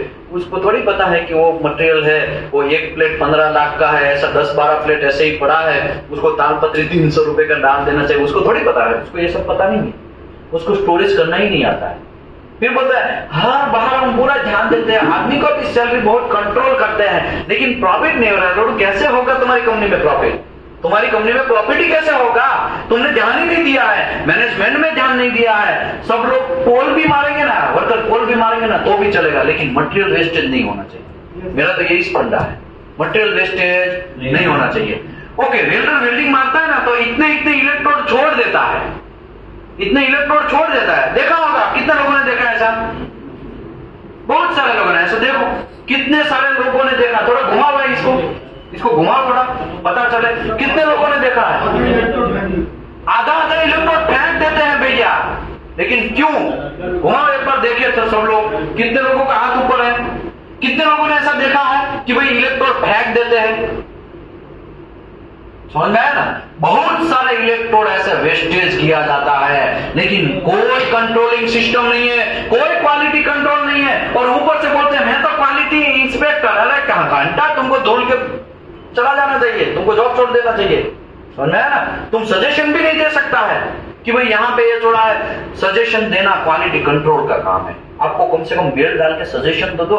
सर वो मेल से नहीं मान रहा तो छोड़ दो, कम से कम आप बोल के तो देखो। एक बार बोलना है, करेगा नहीं करेगा वो उसका मैनेजमेंट का काम है, लेकिन कम से कम कंट्रोल तो करो।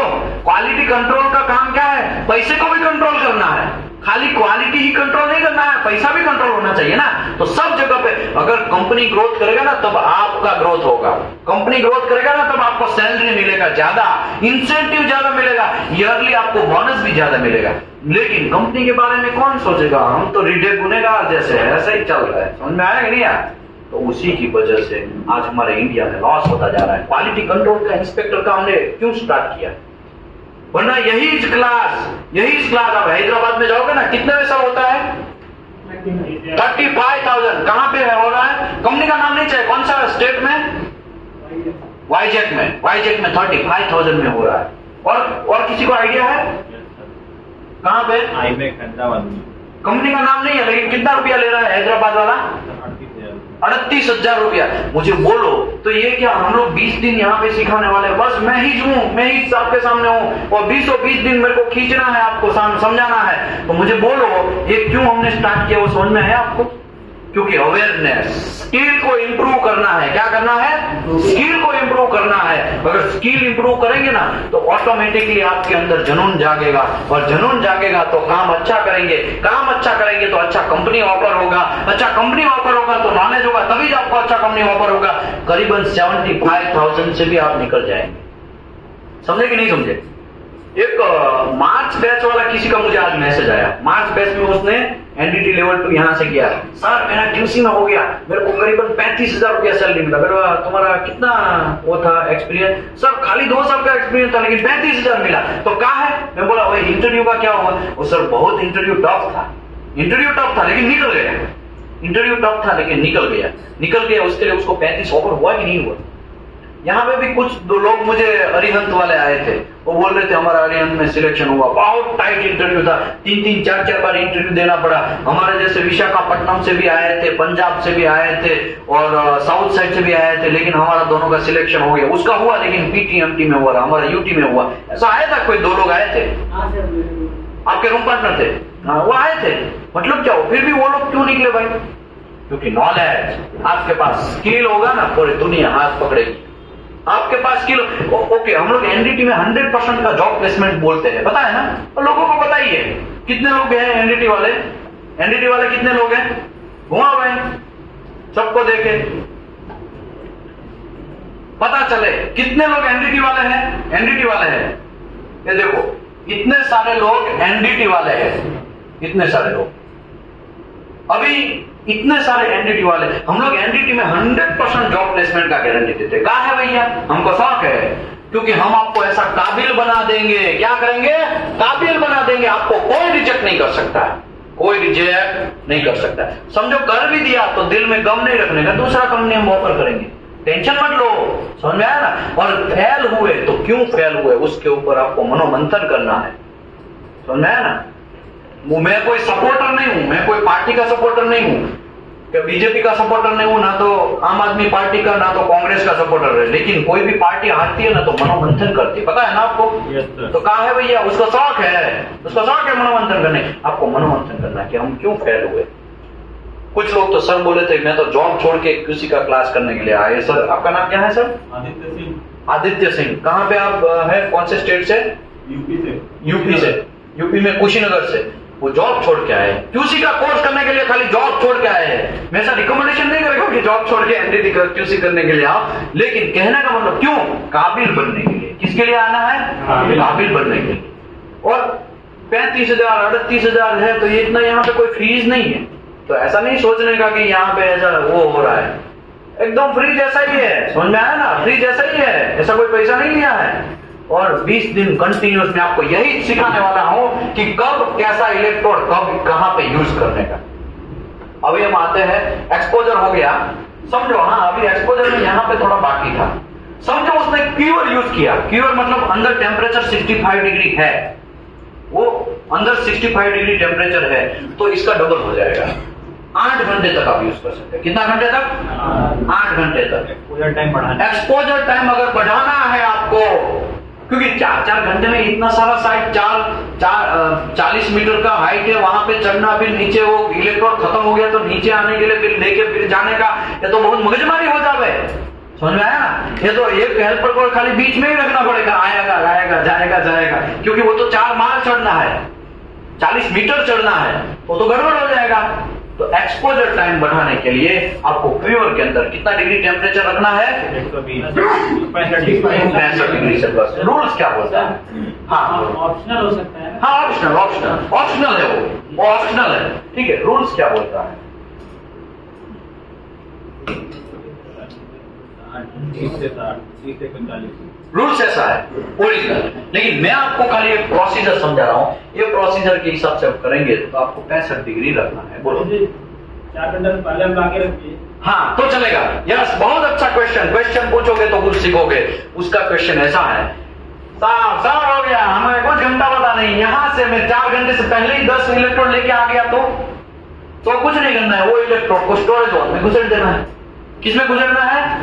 स्टोरेज। 4 घंटे से पहले अगर आप आ गए, वेंडर को पहले से ही समझा के ही भेजना है, बाय दैट तुम 50 इलेक्ट्रोड लेके जा, मैं तुमको 50 दे रहा हूं, लेकिन तुमको 4 घंटे में यूज कर देना है। अगर यूज नहीं कर पाया तो इलेक्ट्रोड वेस्ट करना नहीं है, तुरंत 4 घंटे से पहले आपको रिटर्न आ जाना है, ताकि वो इलेक्ट्रोड को मैं किसको किसमें घुसा सकूं? स्टोरेज ओवन में।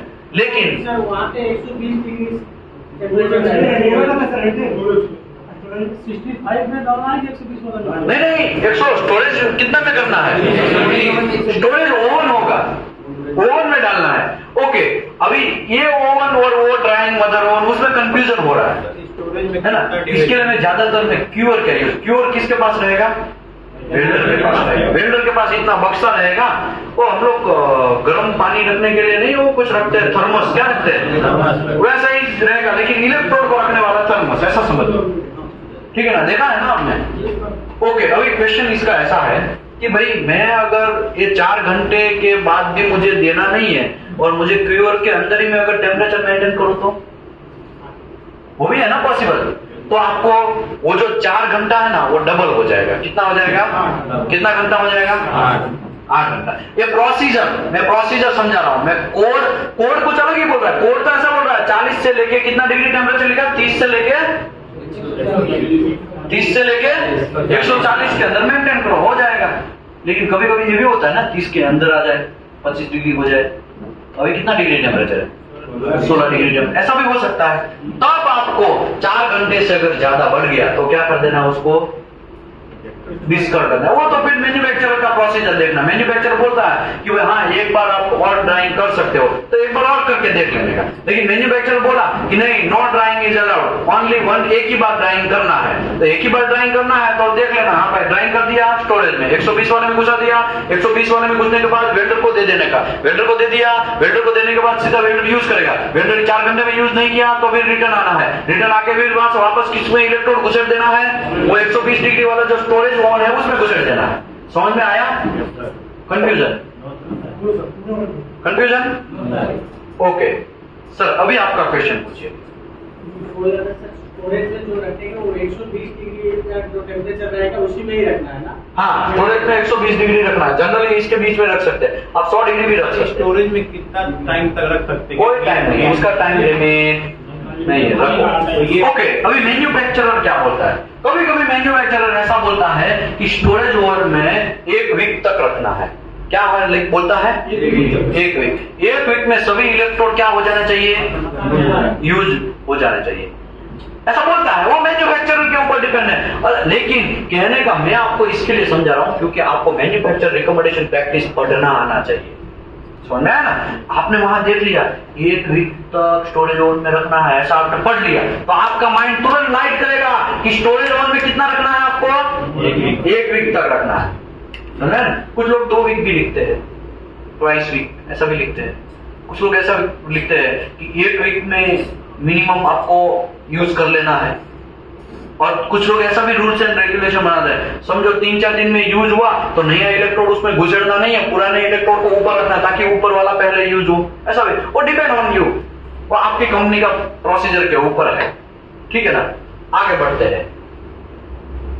कहां पहुंचे थे भैया? ये एक्सपोजर हो गया, एक्सपोजर का हमने डबल करना था तो थोड़ा वो भी कर लिया।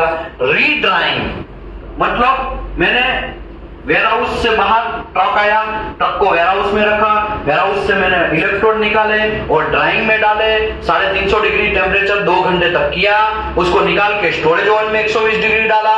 120 डिग्री डालने के बाद फिर मैंने वेल्डर को दिया, लेकिन वेल्डर माँ का लाडला जल्दी वो यूज नहीं किया और जो 4 घंटा था वो टाइम निकल गया और 5 घंटे के बाद हमारे पास 10 इलेक्ट्रोड लेके आया, तो क्या करने का? वो 10 इलेक्ट्रोड मैंने ये समझा ही दिया है, लेकिन फिर भी आप पढ़ा लिखा देखो, ये पढ़ के समझाएगा ना तो आपको कॉन्फिडेंस आएगा और कुछ नहीं है। समझ में आएगा? नहीं है, कॉन्फिडेंस आएगा। Redrying electrode exposed in atmospheric permissible less than the permeable may be return the holding oven and maintain the 120 degree minimum. अगर उससे पहले आ जाता है, 4 घंटे से पहले आ जाता है वो इलेक्ट्रोड लेके, तो आपको 120 डिग्री स्टोरेज ओवन में घुसेड़ देना है। लेकिन आफ्टर मिनिमम होल्डिंग पीरियड तो 4 hours 120 degree minimum electrode and may be redry only the after the atmospheric exposure. अगर एटमॉस्फेरिक एक्सपोजर 4 घंटे से ज्यादा हो गया तो क्या करना पड़ेगा आपको? रीड्राइंग करना पड़ेगा। After any exposure in excess permeable time, the electrode must be redried। कितना रीड्राई करना है? मिनिमम 1 और 2 आवर्स, या 1 घंटा या 2 घंटा मिनिमम वापस करना है उसको। लेके आया तो 4 घंटे के बाद लेके आया तो ठीक है। Electrode that have become a wet और moisture shall not be used and discard. क्या लिखा है उसने? अगर बारिश में बिक गया है भैया, पानी के अंदर घुस गया है इलेक्ट्रोड, तो उसको रीड्राइंग गया तेल लेने, सबसे पहले क्या करना है? उसको डिस्कार्ड करना है। लेकिन प्रॉब्लम क्या है? इतना सारा महंगा इलेक्ट्रोड डिस्कार्ड थोड़ा करेंगे, किसी को पता नहीं है, वैसे घुसट देते हैं ओवन में और गर्म कर देते तो हो जाएगा ना। ऐसा घंटा चलेगा नहीं। इंडिया में यही हो रहा है, होता है। देखो इसको सर कहाँ से है आप? झारखंड से। गुड। ऐसा होता है कि नहीं होता? आपने देखा ना प्रैक्टिकल? ऐसा क्यों? क्योंकि पैसा बचाना है। क्या करना है? पैसा। लेकिन पैसा बचाने के चक्कर में क्वालिटी को डेविएट कर रहे, वो देख नहीं रहे हम लोग। समझ में आया ना? आपको क्या ध्यान रखना है? आपको ये ध्यान रखना है इलेक्ट्रोड प्रॉपर क्वालिटी का होगा तभी वेल्डिंग प्रॉपर होगा, वरना घंटा लगे रहो, कितना भी आप पूरी दुनिया को कंट्रोल कर रहे हैं, लेकिन जहां पे देखना है वहां पे तो हो ही नहीं रहा है, तो कुछ काम का है। इसी को बोलते हैं क्वालिटी कंट्रोल। अब नॉलेज होगा आपको तो क्वालिटी का कंट्रोल होगा। कुछ लोग तो है ना रूल्स कर देते हैं कंपनी के अंदर, भाई मिनिमम 50 mm से ज्यादा एक्सेप्ट ही नहीं है। 50 mm से ज्यादा अगर 2-3 पीस आया तुरंत वेल्डर को पकड़ना, उसको ट्रेनिंग के लेके जाना है। भाई तुम क्यों इतना बड़ा छोड़ रहे हो? इतना कुछ लोग इतना इलेक्ट्रोड का छोड़, और आप जाएंगे शॉप में बहुत सारे इतने लंबे इलेक्ट्रोड पड़े हुए मिलेंगे, आपको मिलेंगे ना, लेकिन वो इंडिया में ही मिलेंगे। आप गल्फ कंट्री में जाओ, सऊदी में जाओ, आपको एक भी नहीं मिलेगा। इवन ये जो यूज हो चुका है ना, वो भी आपको कलेक्ट करके स्टोरेज में रिटर्न देना है। लेकिन इंडिया में जहां तहां ऐसा फेंक दिया जाता है, कोई कंट्रोल नहीं। और वो कंट्रोल किसको करना है? आप ही को करना है। वही कंट्रोल को बोलते हैं क्वालिटी कंट्रोल। समझ में आया कि नहीं? तो क्वालिटी कंट्रोल का मीनिंग क्या है? क्वालिटी कंट्रोल का मीनिंग है पैसा तो बचाना ही है, लेकिन क्वालिटी को भी कंट्रोल करना है। ये वेट हो चुका है, बिक चुका है, तो उसको क्या करना है? डिस्कार्ड करना है। समझ में आया कि नहीं आया? लेकिन पैसा बचाने के चक्कर में हम लोग डिस्कार्ड नहीं करते हैं, तो गलत बात है।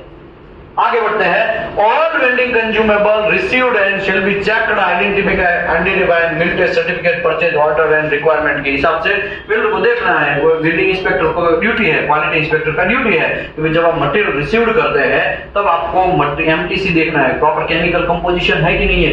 सब चीज हम यहाँ पे कंट्रोल करेंगे, लेकिन केमिकल कंपोजिशन ही उल्टा होगा तो केमिकल कंपोजिशन कहां देखने का?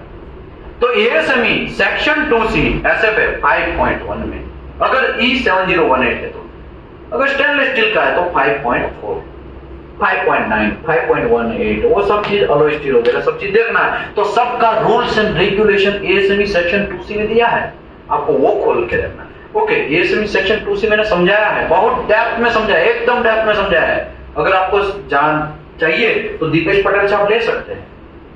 समझ में आया कि नहीं आया? दीपेश पटेल से लेते सेक्शन 2C समझाया। अभी stainless steel and non ferrous electrode का ड्राइंग कैसे होगा? तो ठीक है, अभी टाइम भी ज्यादा हो गया है तो मैं जल्दी इसको फिनिश करता हूं। स्टेनलेस स्टील का 120 डिग्री से लेके 250 डिग्री टेम्परेचर 2 घंटे तक उसको क्या करना है? ड्राइंग करना है। ये स्टेनलेस स्टील का इलेक्ट्रोड का क्या है? स्टेनलेस स्टील का इलेक्ट्रोड मतलब ये कार्बन स्टील का E7018 था। अगर मैं ये बोलूं E316L, ऐसा इलेक्ट्रोड भी हो सकता है ना कि नहीं हो सकता है? ऐसा हो सकता है E308, ऐसा हो सकता है कि नहीं हो सकता है? ये स्टेनलेस स्टील के इलेक्ट्रोड हुए, उसको भी अलग से रूल्स है। ये तो कार्बन स्टील का अभी तक मैंने रूल्स बताया, तो कार्बन स्टील का मैंने डेप्थ में बताया, तो अभी मुझे स्टेनलेस स्टील का समझाने का टेंशन नहीं है, क्योंकि आपको वो स्टेनलेस स्टील का इलेक्ट्रोड है तो कितना डिग्री करना है? 120 से लेके 250 डिग्री, और कितने घंटे तक? मिनिमम 2 घंटे तक। And the drying step may be deleted, the electrode supplied in dried condition and hermetically sealed condition can be positively indicate indicator. इसमें ऐसा लिखा है भाई कि अगर स्टेनलेस स्टील के इलेक्ट्रोड भी वैक्यूम पैक में आता है कि नहीं आता है? तो फिर उसको बेकिंग करने की जरूरत नहीं है, ड्राइंग करने की जरूरत नहीं है। ड्राइंग का दूसरा वर्ड है बेकिंग, तो ऐसा नहीं यूज है साहब बेकिंग बीच में बोल के गए, घंटा को समझ में नहीं आया बेकिंग है क्या, तो भाई बेकिंग मतलब ड्राइंग, ठीक है, इसमें कोई कंफ्यूजन होने की बात नहीं है। आगे बढ़ते हैं, इलेक्ट्रोड में भी रीड्राइड ओनली, एक ही बार करना है। दूसरी बात सीधा क्या कहेगा, डिस्कार्ड, तोड़ के फेंक देना है। समझ में आया कि नहीं आया? ओके, वहां पे 2 टाइम ऐसा 2 बार ऐसा कुछ लिखा होगा 7018 में, लेकिन एसएस के इलेक्ट्रोड बहुत डेंजर इलेक्ट्रोड है, बहुत डेंजर मानुस, उसको हम लोग एक ही बार, कितनी बार, एक ही बार रीड्राइव, एक ही बार रीड्राइव, बाद में खत्म, डिस्कार्ड। लेकिन होता है ऐसा नहीं होता, इंडिया में होता है, गल्फ कंट्री में होता होगा। कौन गल्फ कंट्री गया है, गल्फ कंट्री आप गए, और कौन गया है,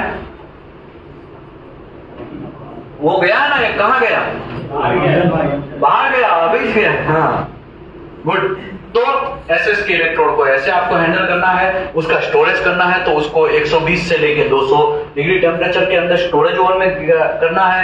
एक्सपोजर जो है उसका एक्सपोजर 4 आवर्स का रहेगा, not more than, and exposure time 8 घंटे का रहेगा। अगर आप हार्मेटिकली सील कंटेनर के जगह आप लोग क्यूवर यूज करो, क्या नॉट हार्मेटिकली, लेकिन क्यूवर में 65 डिग्री मेंटेन करते हो तो 4 घंटे का डबल हो जाता है। रिकंडीशनिंग भी करना है तो कर सकते हैं, मैं आपको जल्दी जल्दी एक टेबल समझा देता हूं ताकि कोई कंफ्यूजन ना हो, ठीक है। देखो E7018 कार्बन स्टील के वगैरह इलेक्ट्रोड है तो कितना डिग्री ड्राइंग करना है, मेरे साथ में बोलना है, कितना है करना, 260 से लेके 425। उसको स्टोरेज करना है तो कितने में करना है, उसको एटमॉस्फेरिक एक्सपोजर में कितने घंटे में यूज करना है, 4 घंटे के बाद आया तो एक आध बार अगर मैन्युफैक्चरर ने बोला कि 2 बार ड्राइंग करो तो एक बार करके आया, फिर दूसरी बार, फिर तीसरी बार करना जाना नहीं है, क्या करना है, डिस्कार्ड करना है। उसके बाद अगर मैं यहाँ पे बात करूं कि E9018 इलेक्ट्रोड है, उसको मिनिमम कितने डिग्री पे आपको एक्सपोजर ड्राइंग कंडीशन में डालना है, 370 से 430 डिग्री टेम्परेचर 2 घंटे तक। उसको स्टोरेज भी करना है तो कितने में करना है, उसको यूज करना है कितने घंटे में यूज कर लेना है, सारे कैसे पॉसिबल है, 30 मिनट में क्या घंटा हो जाएगा, तो लेके जाएगा। तो भाई सऊदी अरबिया में, दुबई में, बहरीन में हम लोग क्या करते थे, अलो स्टील, हाई अलो स्टील, P91 का मटेरियल है, कौन सा मटेरियल है, P91 का मटेरियल है, और इसको कौन सा इलेक्ट्रोड है, E9018 इलेक्ट्रोड है, ठीक है। थोड़ा स्टॉप करो, अभी E9018 इलेक्ट्रोड है, ठीक है। तो E9018 इलेक्ट्रोड है, वो हाई एलो स्टील है, जैसे P91 मटेरियल, P91 मटेरियल में 9 क्रोम आता है, उसमें बहुत ध्यान रखना है, बच्चे जैसा आपको ध्यान रखना है वो मटेरियल का। लेकिन पता ही नहीं है तो क्या होगा, अलातुल चलेगा साहब, हमारा सैलरी 15,000, तो तुम्हारा 15,000 ही रहेगा, तुम घंटा आगे नहीं बढ़ेगा, तुमको नॉलेज ही नहीं है। नॉलेज तो गेन करना पड़ेगा ना, जब नॉलेज होगा तभी आपका पैसा इंक्रीज होगा। नॉलेज ही नहीं है और आप बोलेंगे हमारा पैसा बढ़ा दो, है ना, तो कैसे होगा। तो 9018 P91 मटेरियल है, उसका आपको इलेक्ट्रोड यूज करना है। ओ चाचा दत्ताराम भाई, फोकस करो, पूरा फोकस करो। 9018 का इलेक्ट्रोड है, उसको आपको ड्राइंग करना है तो 370 डिग्री से लेके 430 डिग्री 2 घंटे तक कर दिया, स्टोरेज में रख दिया। स्टोरेज में निकालने के बाद वेल्डर आया आपके पास, तो वेल्डर को निकाल के जितने भी इलेक्ट्रोड देंगे वो कितने मिनट में यूज कर लेना है, 30 मिनट में। साहब 30 मिनट में तो कैसे यूज होगा, पॉसिबल ही नहीं है। तो ध्यान क्या रखना है आपको, स्टॉप वॉच देना है। क्या देना है, स्टॉप वॉच। एक हेल्पर एक्स्ट्रा रखना पड़ेगा आपको आने ले जाने के लिए, समझ में आया, एक हेल्पर एक्स्ट्रा रखना पड़ेगा। लेकिन इंडिया में ऐसा होता है, इलेक्ट्रोड देखा किसी ने 30 मिनट में ही यूज कर देना, नहीं। क्यों, क्योंकि प्रोसेस फॉलो ही नहीं होता है। फिर बोलते हैं हम अमेरिका से आगे निकल जाए, घंटा तुम अमेरिका से हम लोग आगे निकल पाएंगे ऐसा अगर एटीट्यूड दिखाओगे, काम करने में हम लोग नॉलेज ही नहीं है और काम करने के लिए आगे। साहब हम तो अगली बार चंद्रयान 3 लॉन्च कर, भाई वो तो लॉन्च कर दिया, वो तो साइंटिस्ट ने किया, तुमने क्या किया, तुमने क्या किया, तुमने देश की इकोनॉमी के लिए क्या किया, कुछ नहीं किया, बस क्रिकेट खेला और कुछ काम किया जो प्रोडक्टिव नहीं है वैसा काम किया, मनोरंजन किया और कुछ किया नहीं, नॉलेज गेन नहीं किया। नॉलेज गेन नहीं करोगे तो इंडिया की इकोनॉमी कैसे बढ़ेगा। हमको अमेरिका से आगे बढ़ना है तो हमारे पास एक ही ऑप्शन है, स्किल, दिमाग। समझा ना? लोग बहुत सारे ऐसी कहावत है, एक बिहारी 100 पे भारी, कितने पे भारी? 100 पे भारी, है ना? ऐसा कहावत है। लेकिन ऐसा कहावत होना चाहिए कि भाई ठीक है, वो तो अलग एक मैटर है, एक बिहारी 100 अमेरिकन से भारी, एक बिहारी 100 अमेरिकन से भारी, ऐसा कहावत होना चाहिए था। तब जाके हम अमेरिका से आगे निकल सकते हैं, वरना कैसे आगे निकलेंगे? कुछ नहीं निकल सकते। 30 मिनट में उसको यूज कर देना है। ओके, 30 मिनट में यूज तो नहीं करता है, और ऊपर से वो जितना है उतना मारा ही जा रहा है, मारा ही जा रहा है, मारा ही जा रहा है, तब आके मारा ही जा रहा है। ऐसा चलेगा? समझो आप सील कंटेनर यूज कर रहे हैं, फॉर एग्जांपल 65 डिग्री का सील कंटेनर यूज कर रहे हैं, तो 30 मिनट का कितना होगा? 1 घंटा होगा। तो 1 घंटे में आपको सभी, हम लोग क्या करते थे? हम लोग ऐसा करते, 10 इलेक्ट्रोड ही देते थे। 10 इलेक्ट्रोड देने से क्या फायदा? 1 घंटे में वो 10 इलेक्ट्रोड तो यूज कर लेगा, समझ में आया? कोई डिस्कवरी करने का चांस ही नहीं है। और यहाँ पे ऐसा है, ये इलेक्ट्रोड में ऐसा है, इसको बेकिंग कुछ है ही नहीं, नो रीड्राइंग, नो रीबेकिंग। एक बार किया मतलब खलास, उसको यूज ही कर लेना है। यूज नहीं किया तो क्या करना है? डिस्कार्ड करना है। लेकिन प्रॉब्लम क्या है? नहीं पता है, नहीं पता है, इसके लिए हम लोग करते नहीं है, और कोई सीरियसनेस नहीं। मैंने बहुत सारे इंडिया में भी साइट पे काम किया, नाम नहीं देगा वरना कंट्रोवर्सी होगा। इंडिया के बहुत सारी साइट में भी काम किया, गल्फ की बहुत सारी साइट में भी काम किया। मैं एक्सपीरियंस, मैं कोई प्रोफेसर नहीं हूं, तो ऐसा नहीं बोलेगा विजय भाई समझा देना, अच्छा आधा घंटा कुछ नहीं है मेरे को, मैं कोई प्रोफेसर नहीं हूं। क्यों? क्योंकि मैं तो प्रैक्टिकल एक्सपीरियंस शेयर कर रहा हूं आपके साथ। मुझे जो साथ में हुआ, मैं इंडिया में पहले काम किया, फिर गल्फ में काम किया, दोनों का काम करने का तरीका मैंने देखा। यहाँ पे इलेक्ट्रोड को ऐसे रखा जाता है, वहां पे तो बच्चे की तरह पाला जाता है। यहाँ पे तो ऐसे ही, आप जहां पे भी कोई भी शॉप में जाएंगे ना, तो बहुत सारे इलेक्ट्रोड के ऐसे छोटे छोटे टुकड़े मिल जाएंगे आपको, वहां पे ऐसा मिलेगा नहीं। समझ आया ना? ओके, इसको 30 मिनट के अंदर यूज कर लेना है। फॉर एग्जांपल स्टेनलेस स्टील का इलेक्ट्रोड या नॉन फेरस इलेक्ट्रोड है, तो उसको आपको 120 डिग्री से लेके 250 डिग्री सेल्सियस 2 घंटे तक बेकिंग करना है। पहले तो बेकिंग ही, लोगों को ड्राइंग करना है या बेकिंग? ड्राइंग होता बेकिंग, दोनों सेम ही है, वर्ड दोनों सेम है, कंफ्यूज होने का नहीं है। 2 घंटे तक ड्राइंग करना है, लेकिन 8-8 घंटे कर देंगे तो चलेगा? अभी आपको पता चला कि अभी तक किसको ये बात पता था? कोई हाथ नहीं उठा, किसी को पता नहीं था, किसी को भी पता नहीं था, कोई एक आदमी को भी पता नहीं था।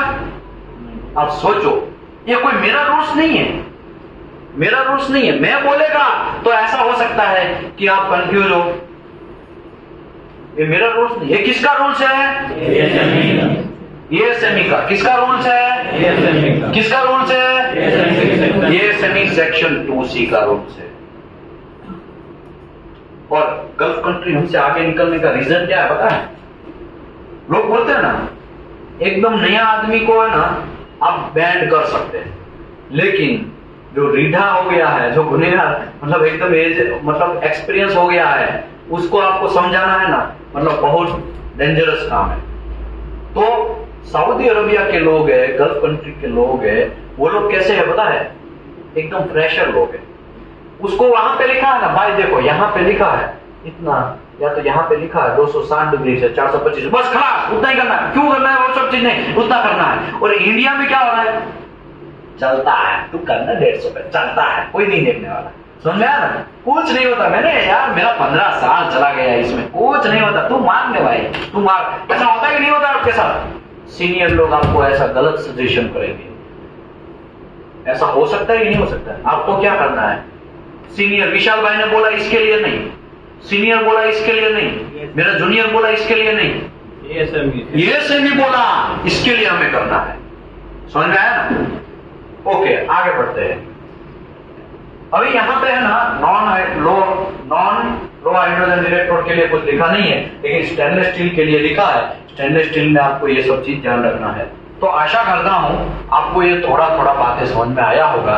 इसके बाद रिकंडीशनिंग है, और रिकंडीशनिंग में 120 डिग्री मिनिमम करना है, आपको 4 घंटे तक करना है। इलेक्ट्रोड में भी रीयूज कर सकते हैं। और storage submerge arc welding flux SAW का आर्क फ्लक्स है, उसका स्टोरेज कैसे करना है? तो लिखा है एक्टिव टाइप, इसमें 2 एग्लोमरेटेड एंड एक्टिव 2 टाइप के फ्लक्स आते हैं, ठीक है, वो कभी टाइम मिलेगा तो मैं लेगा इसको भी, लेकिन कहना मतलब ये है active type submerge arc flux है shall not be used without approval, approval के बिना यूज नहीं करना है। कुछ लोग है ना फ्लक्स को मिक्सिंग करके यूज करते हैं, एक ही सेम फ्लक्स एक ही बार मिक्स करते करते यूज करते हैं, करते कि नहीं करते हैं, तो वो भी आपको ध्यान रखना है। बहुत सारा चीज है इसमें, हम बोल सकते हैं GTAW का जो फिलर वायर है उसमें टेंसलिंग होना चाहिए। इसके अंदर भी ये लिखा हुआ देखा आपने, यहाँ पे रेड कलर का दिख रहा है, रेड कलर का दिख रहा है यहाँ पे, ये पिचू, ये पिच वाले हैं, पिचू पूछ पे लिखा है, ये सब क्या है, नंबरिंग सिस्टम है उसका, ये नंबरिंग सिस्टम होना चाहिए। वैसा ही अगर GTAW है तो उसके अंदर भी पीछे आपको यहाँ पे स्टैंप वगैरह होना चाहिए, स्टैंप होगा 7018 ER70S2 ऐसा लिखा होगा, बहुत सारे जगह पे स्टैंप मारा होगा 70S2, ये ऐसा लिखा हुआ किसी ने देखा है, कितने लोगों ने देखा है, ये सब में होता है, ठीक है ना। ये फिगर जो होता है ना उसके पीछे यहाँ पे ऐसा स्टैंप लिखा होगा, तो यहाँ पे यही ये लोग बोलना चाह रहे हैं कि भाई GTAW फिलर मेटल शेल है आइदर AWS या ASME आइडेंटिफिकेशन के हिसाब से and manufacturer identification mark in each individual road by the manufacturer with tag या फ्लैग किया होगा, या क्या किया होगा, स्टेंसिलिंग होगा, या फिर क्या होगा, स्टैंपिंग होगा। कैलिब्रेशन रिक्वायरमेंट, कैलिब्रेशन है क्या, तो ये चैप्टर है ना अभी बहुत टाइम हो गया है तो मैं जल्दी जल्दी समझा देता हूं, क्योंकि हमने इंट्रोडक्शन में करीबन आधा या पौना घंटा खा लिया, तो मुझे ये चैप्टर का मेरा फिक्स है कि 1 घंटे में मुझे फिनिश करना है ना, तो मैं जल्दी समझा देता हूं कि कैलिब्रेशन हम लोगों की इंडिया में है ना प्रॉब्लम क्या है पता है, वेल्डिंग मशीन ही कैलिब्रेशन नहीं होते हैं, आपने देखा होगा बहुत सारे लोगों ने।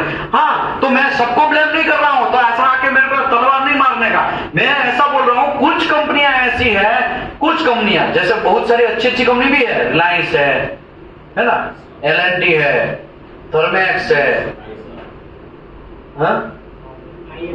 IXR है, बहुत सारी कंपनियां है ना, अटावे कंपनी है, तो बहुत सारी ऐसी कंपनियां हैं जो अच्छा काम कर रही है कि उसको प्रॉपरली वेल्डिंग इलेक्ट्रोड जो है उसको भी प्रॉपर मेंटेन कर रही है, वेल्डिंग मशीन है उसको भी कैलिब्रेशन टाइम टू टाइम कर रही है। लेकिन बहुत सारी ऐसी कंपनियां हैं घन चक्कर उसको पता ही नहीं है कि वेल्डिंग मशीन का वो होना चाहिए कैलिब्रेशन, और कितना होना चाहिए, रूल्स क्या है। तो कैलिब्रेशन ऑफ इलेक्ट्रोड क्यूअर, पहले तो क्यूअर जो क्यूअर वेंडर के पास जो क्यूअर होता है ना उसका भी कैलिब्रेशन होना चाहिए, उसका क्यूअर shall out of the 6 month basis 6 महीने में आपको उसका कैलिब्रेशन करना है। लेकिन वेल्डिंग इंस्पेक्टर कुछ लोग है ना नॉलेज वाले काका मामा भांजे लोग, कैसे लोग, काका मामा भांजा वाले लोग जो है, जैक वाले लोग हैं, वो लोगों को इसका आइडिया नहीं है। वो क्या करते हैं, स्टिकर को निकालते हैं, दूसरा स्टिकर चिपका देते हैं, करते कि नहीं करते हैं, कितने लोगों ने देखा ऐसा। अभी इसको मैं तो मुंडे नहीं घुमाएगा, टेंशन मत लो, लेकिन हाथ ऊपर करो, कितने लोगों ने ऐसा देखा है, स्टिकर निकाल के स्टिकर दूसरा चिपकाते हैं। देखो सब लोग, ये बहुत सारे लोगों ने देखा है ऐसा, समझ में आया ना। कहने का मतलब क्या है, गलत काम, जब तक हमारा गलत काम रुकेगा नहीं तब तक हम लोग आगे आना थोड़ा मुश्किल होगा। अमेरिका से हम आगे टक्कर की बातें कर रहे हैं, अमेरिका से कैसे टक्कर कर पाओगे भाई, ये उसी ने बनाया है और वो लोग जो बनाया है वो फॉलो कर रहा है, वो खुद भी फॉलो कर रहा है। लेकिन हम लोग जो बनाया किसी ने और ने, अमेरिका ने बनाया है, उसको खाली हमारा ड्यूटी है फॉलो करना, वो भी नहीं कर रहे, तो कैसे आगे, समझ में आया कि नहीं आया।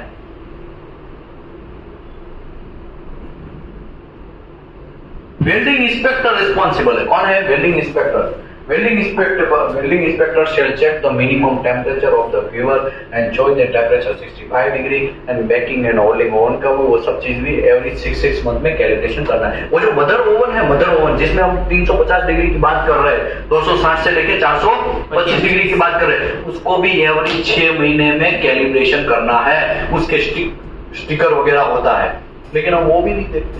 प्रॉब्लम ही यही है, हमने यहाँ पे 350 सेट किया, लेकिन हमें क्या पता 550 भी चल गया होगा, लेकिन जो इंडिकेशन है वो 350 का ही दिखा है। ऐसा हो सकता है कि नहीं हो सकता है, पूरे इलेक्ट्रोड कचरे में जाएगा कि नहीं जाएगा, समझ में आया ना। ओके, 2 घंटे का है और आपने 8, 9, 10 घंटा कर लिया तो क्या होगा, ये फ्लक्स तो निकल ही जाएगा, ठीक है, लेकिन इलेक्ट्रोड है ना वो भी हार्ड हो जाएंगे। कैसे हो जाएंगे, हार्ड हो जाएंगे। तो वो सब चीज ध्यान रखना है आपको।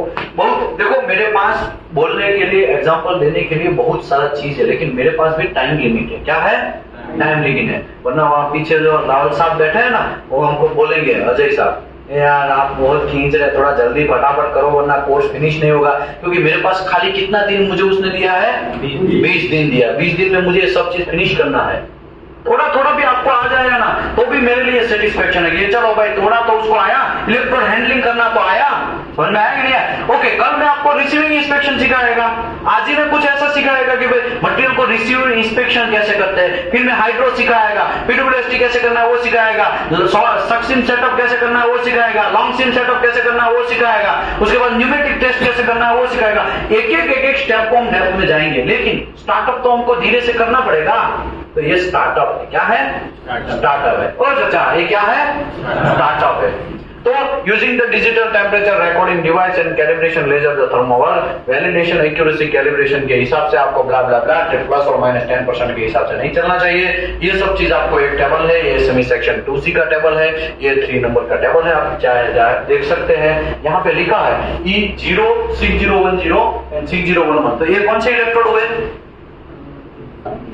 स्टार्टअप में ही समझा ना, सेल्यूलोज इलेक्ट्रोड। कैसा इलेक्ट्रोड? Cellulose electrode. तो सेल्यूलोज इलेक्ट्रोड को गर्म करने की जरूरत है, ड्राइंग करने की जरूरत है, स्टोरेज करने की जरूरत है? नहीं, कुछ जरूरत नहीं है, क्योंकि सेल्यूलोज इलेक्ट्रोड में ही बाय डिफॉल्ट 60%, 50%, 70% हाइड्रोजन होता है। सेल्यूलोज इलेक्ट्रोड, रूटाइल इलेक्ट्रोड और बेसिक इलेक्ट्रोड में फर्क क्या है? सेल्यूलोज इलेक्ट्रोड में हाइड्रोजन पहले से ज्यादा रहता है, लेकिन सेल्यूलोज इलेक्ट्रोड में पेनिट्रेशन एकदम शानदार आता है। क्या आता है? पेनिट्रेशन शानदार आता है।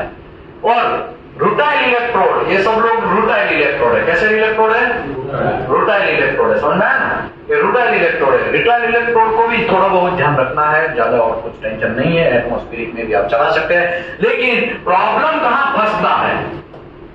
प्रॉब्लम कहां फंसता है? प्रॉब्लम यहां फंसता है बेसिक इलेक्ट्रोड। कैसा इलेक्ट्रोड? Basic electrode. और सबसे ज्यादा हम किसका यूज करते हैं? बेसिक का। सबसे ज्यादा किसका यूज करते हैं? Basic electrode. किसका यूज करते हैं? Basic electrode. Basic electrode.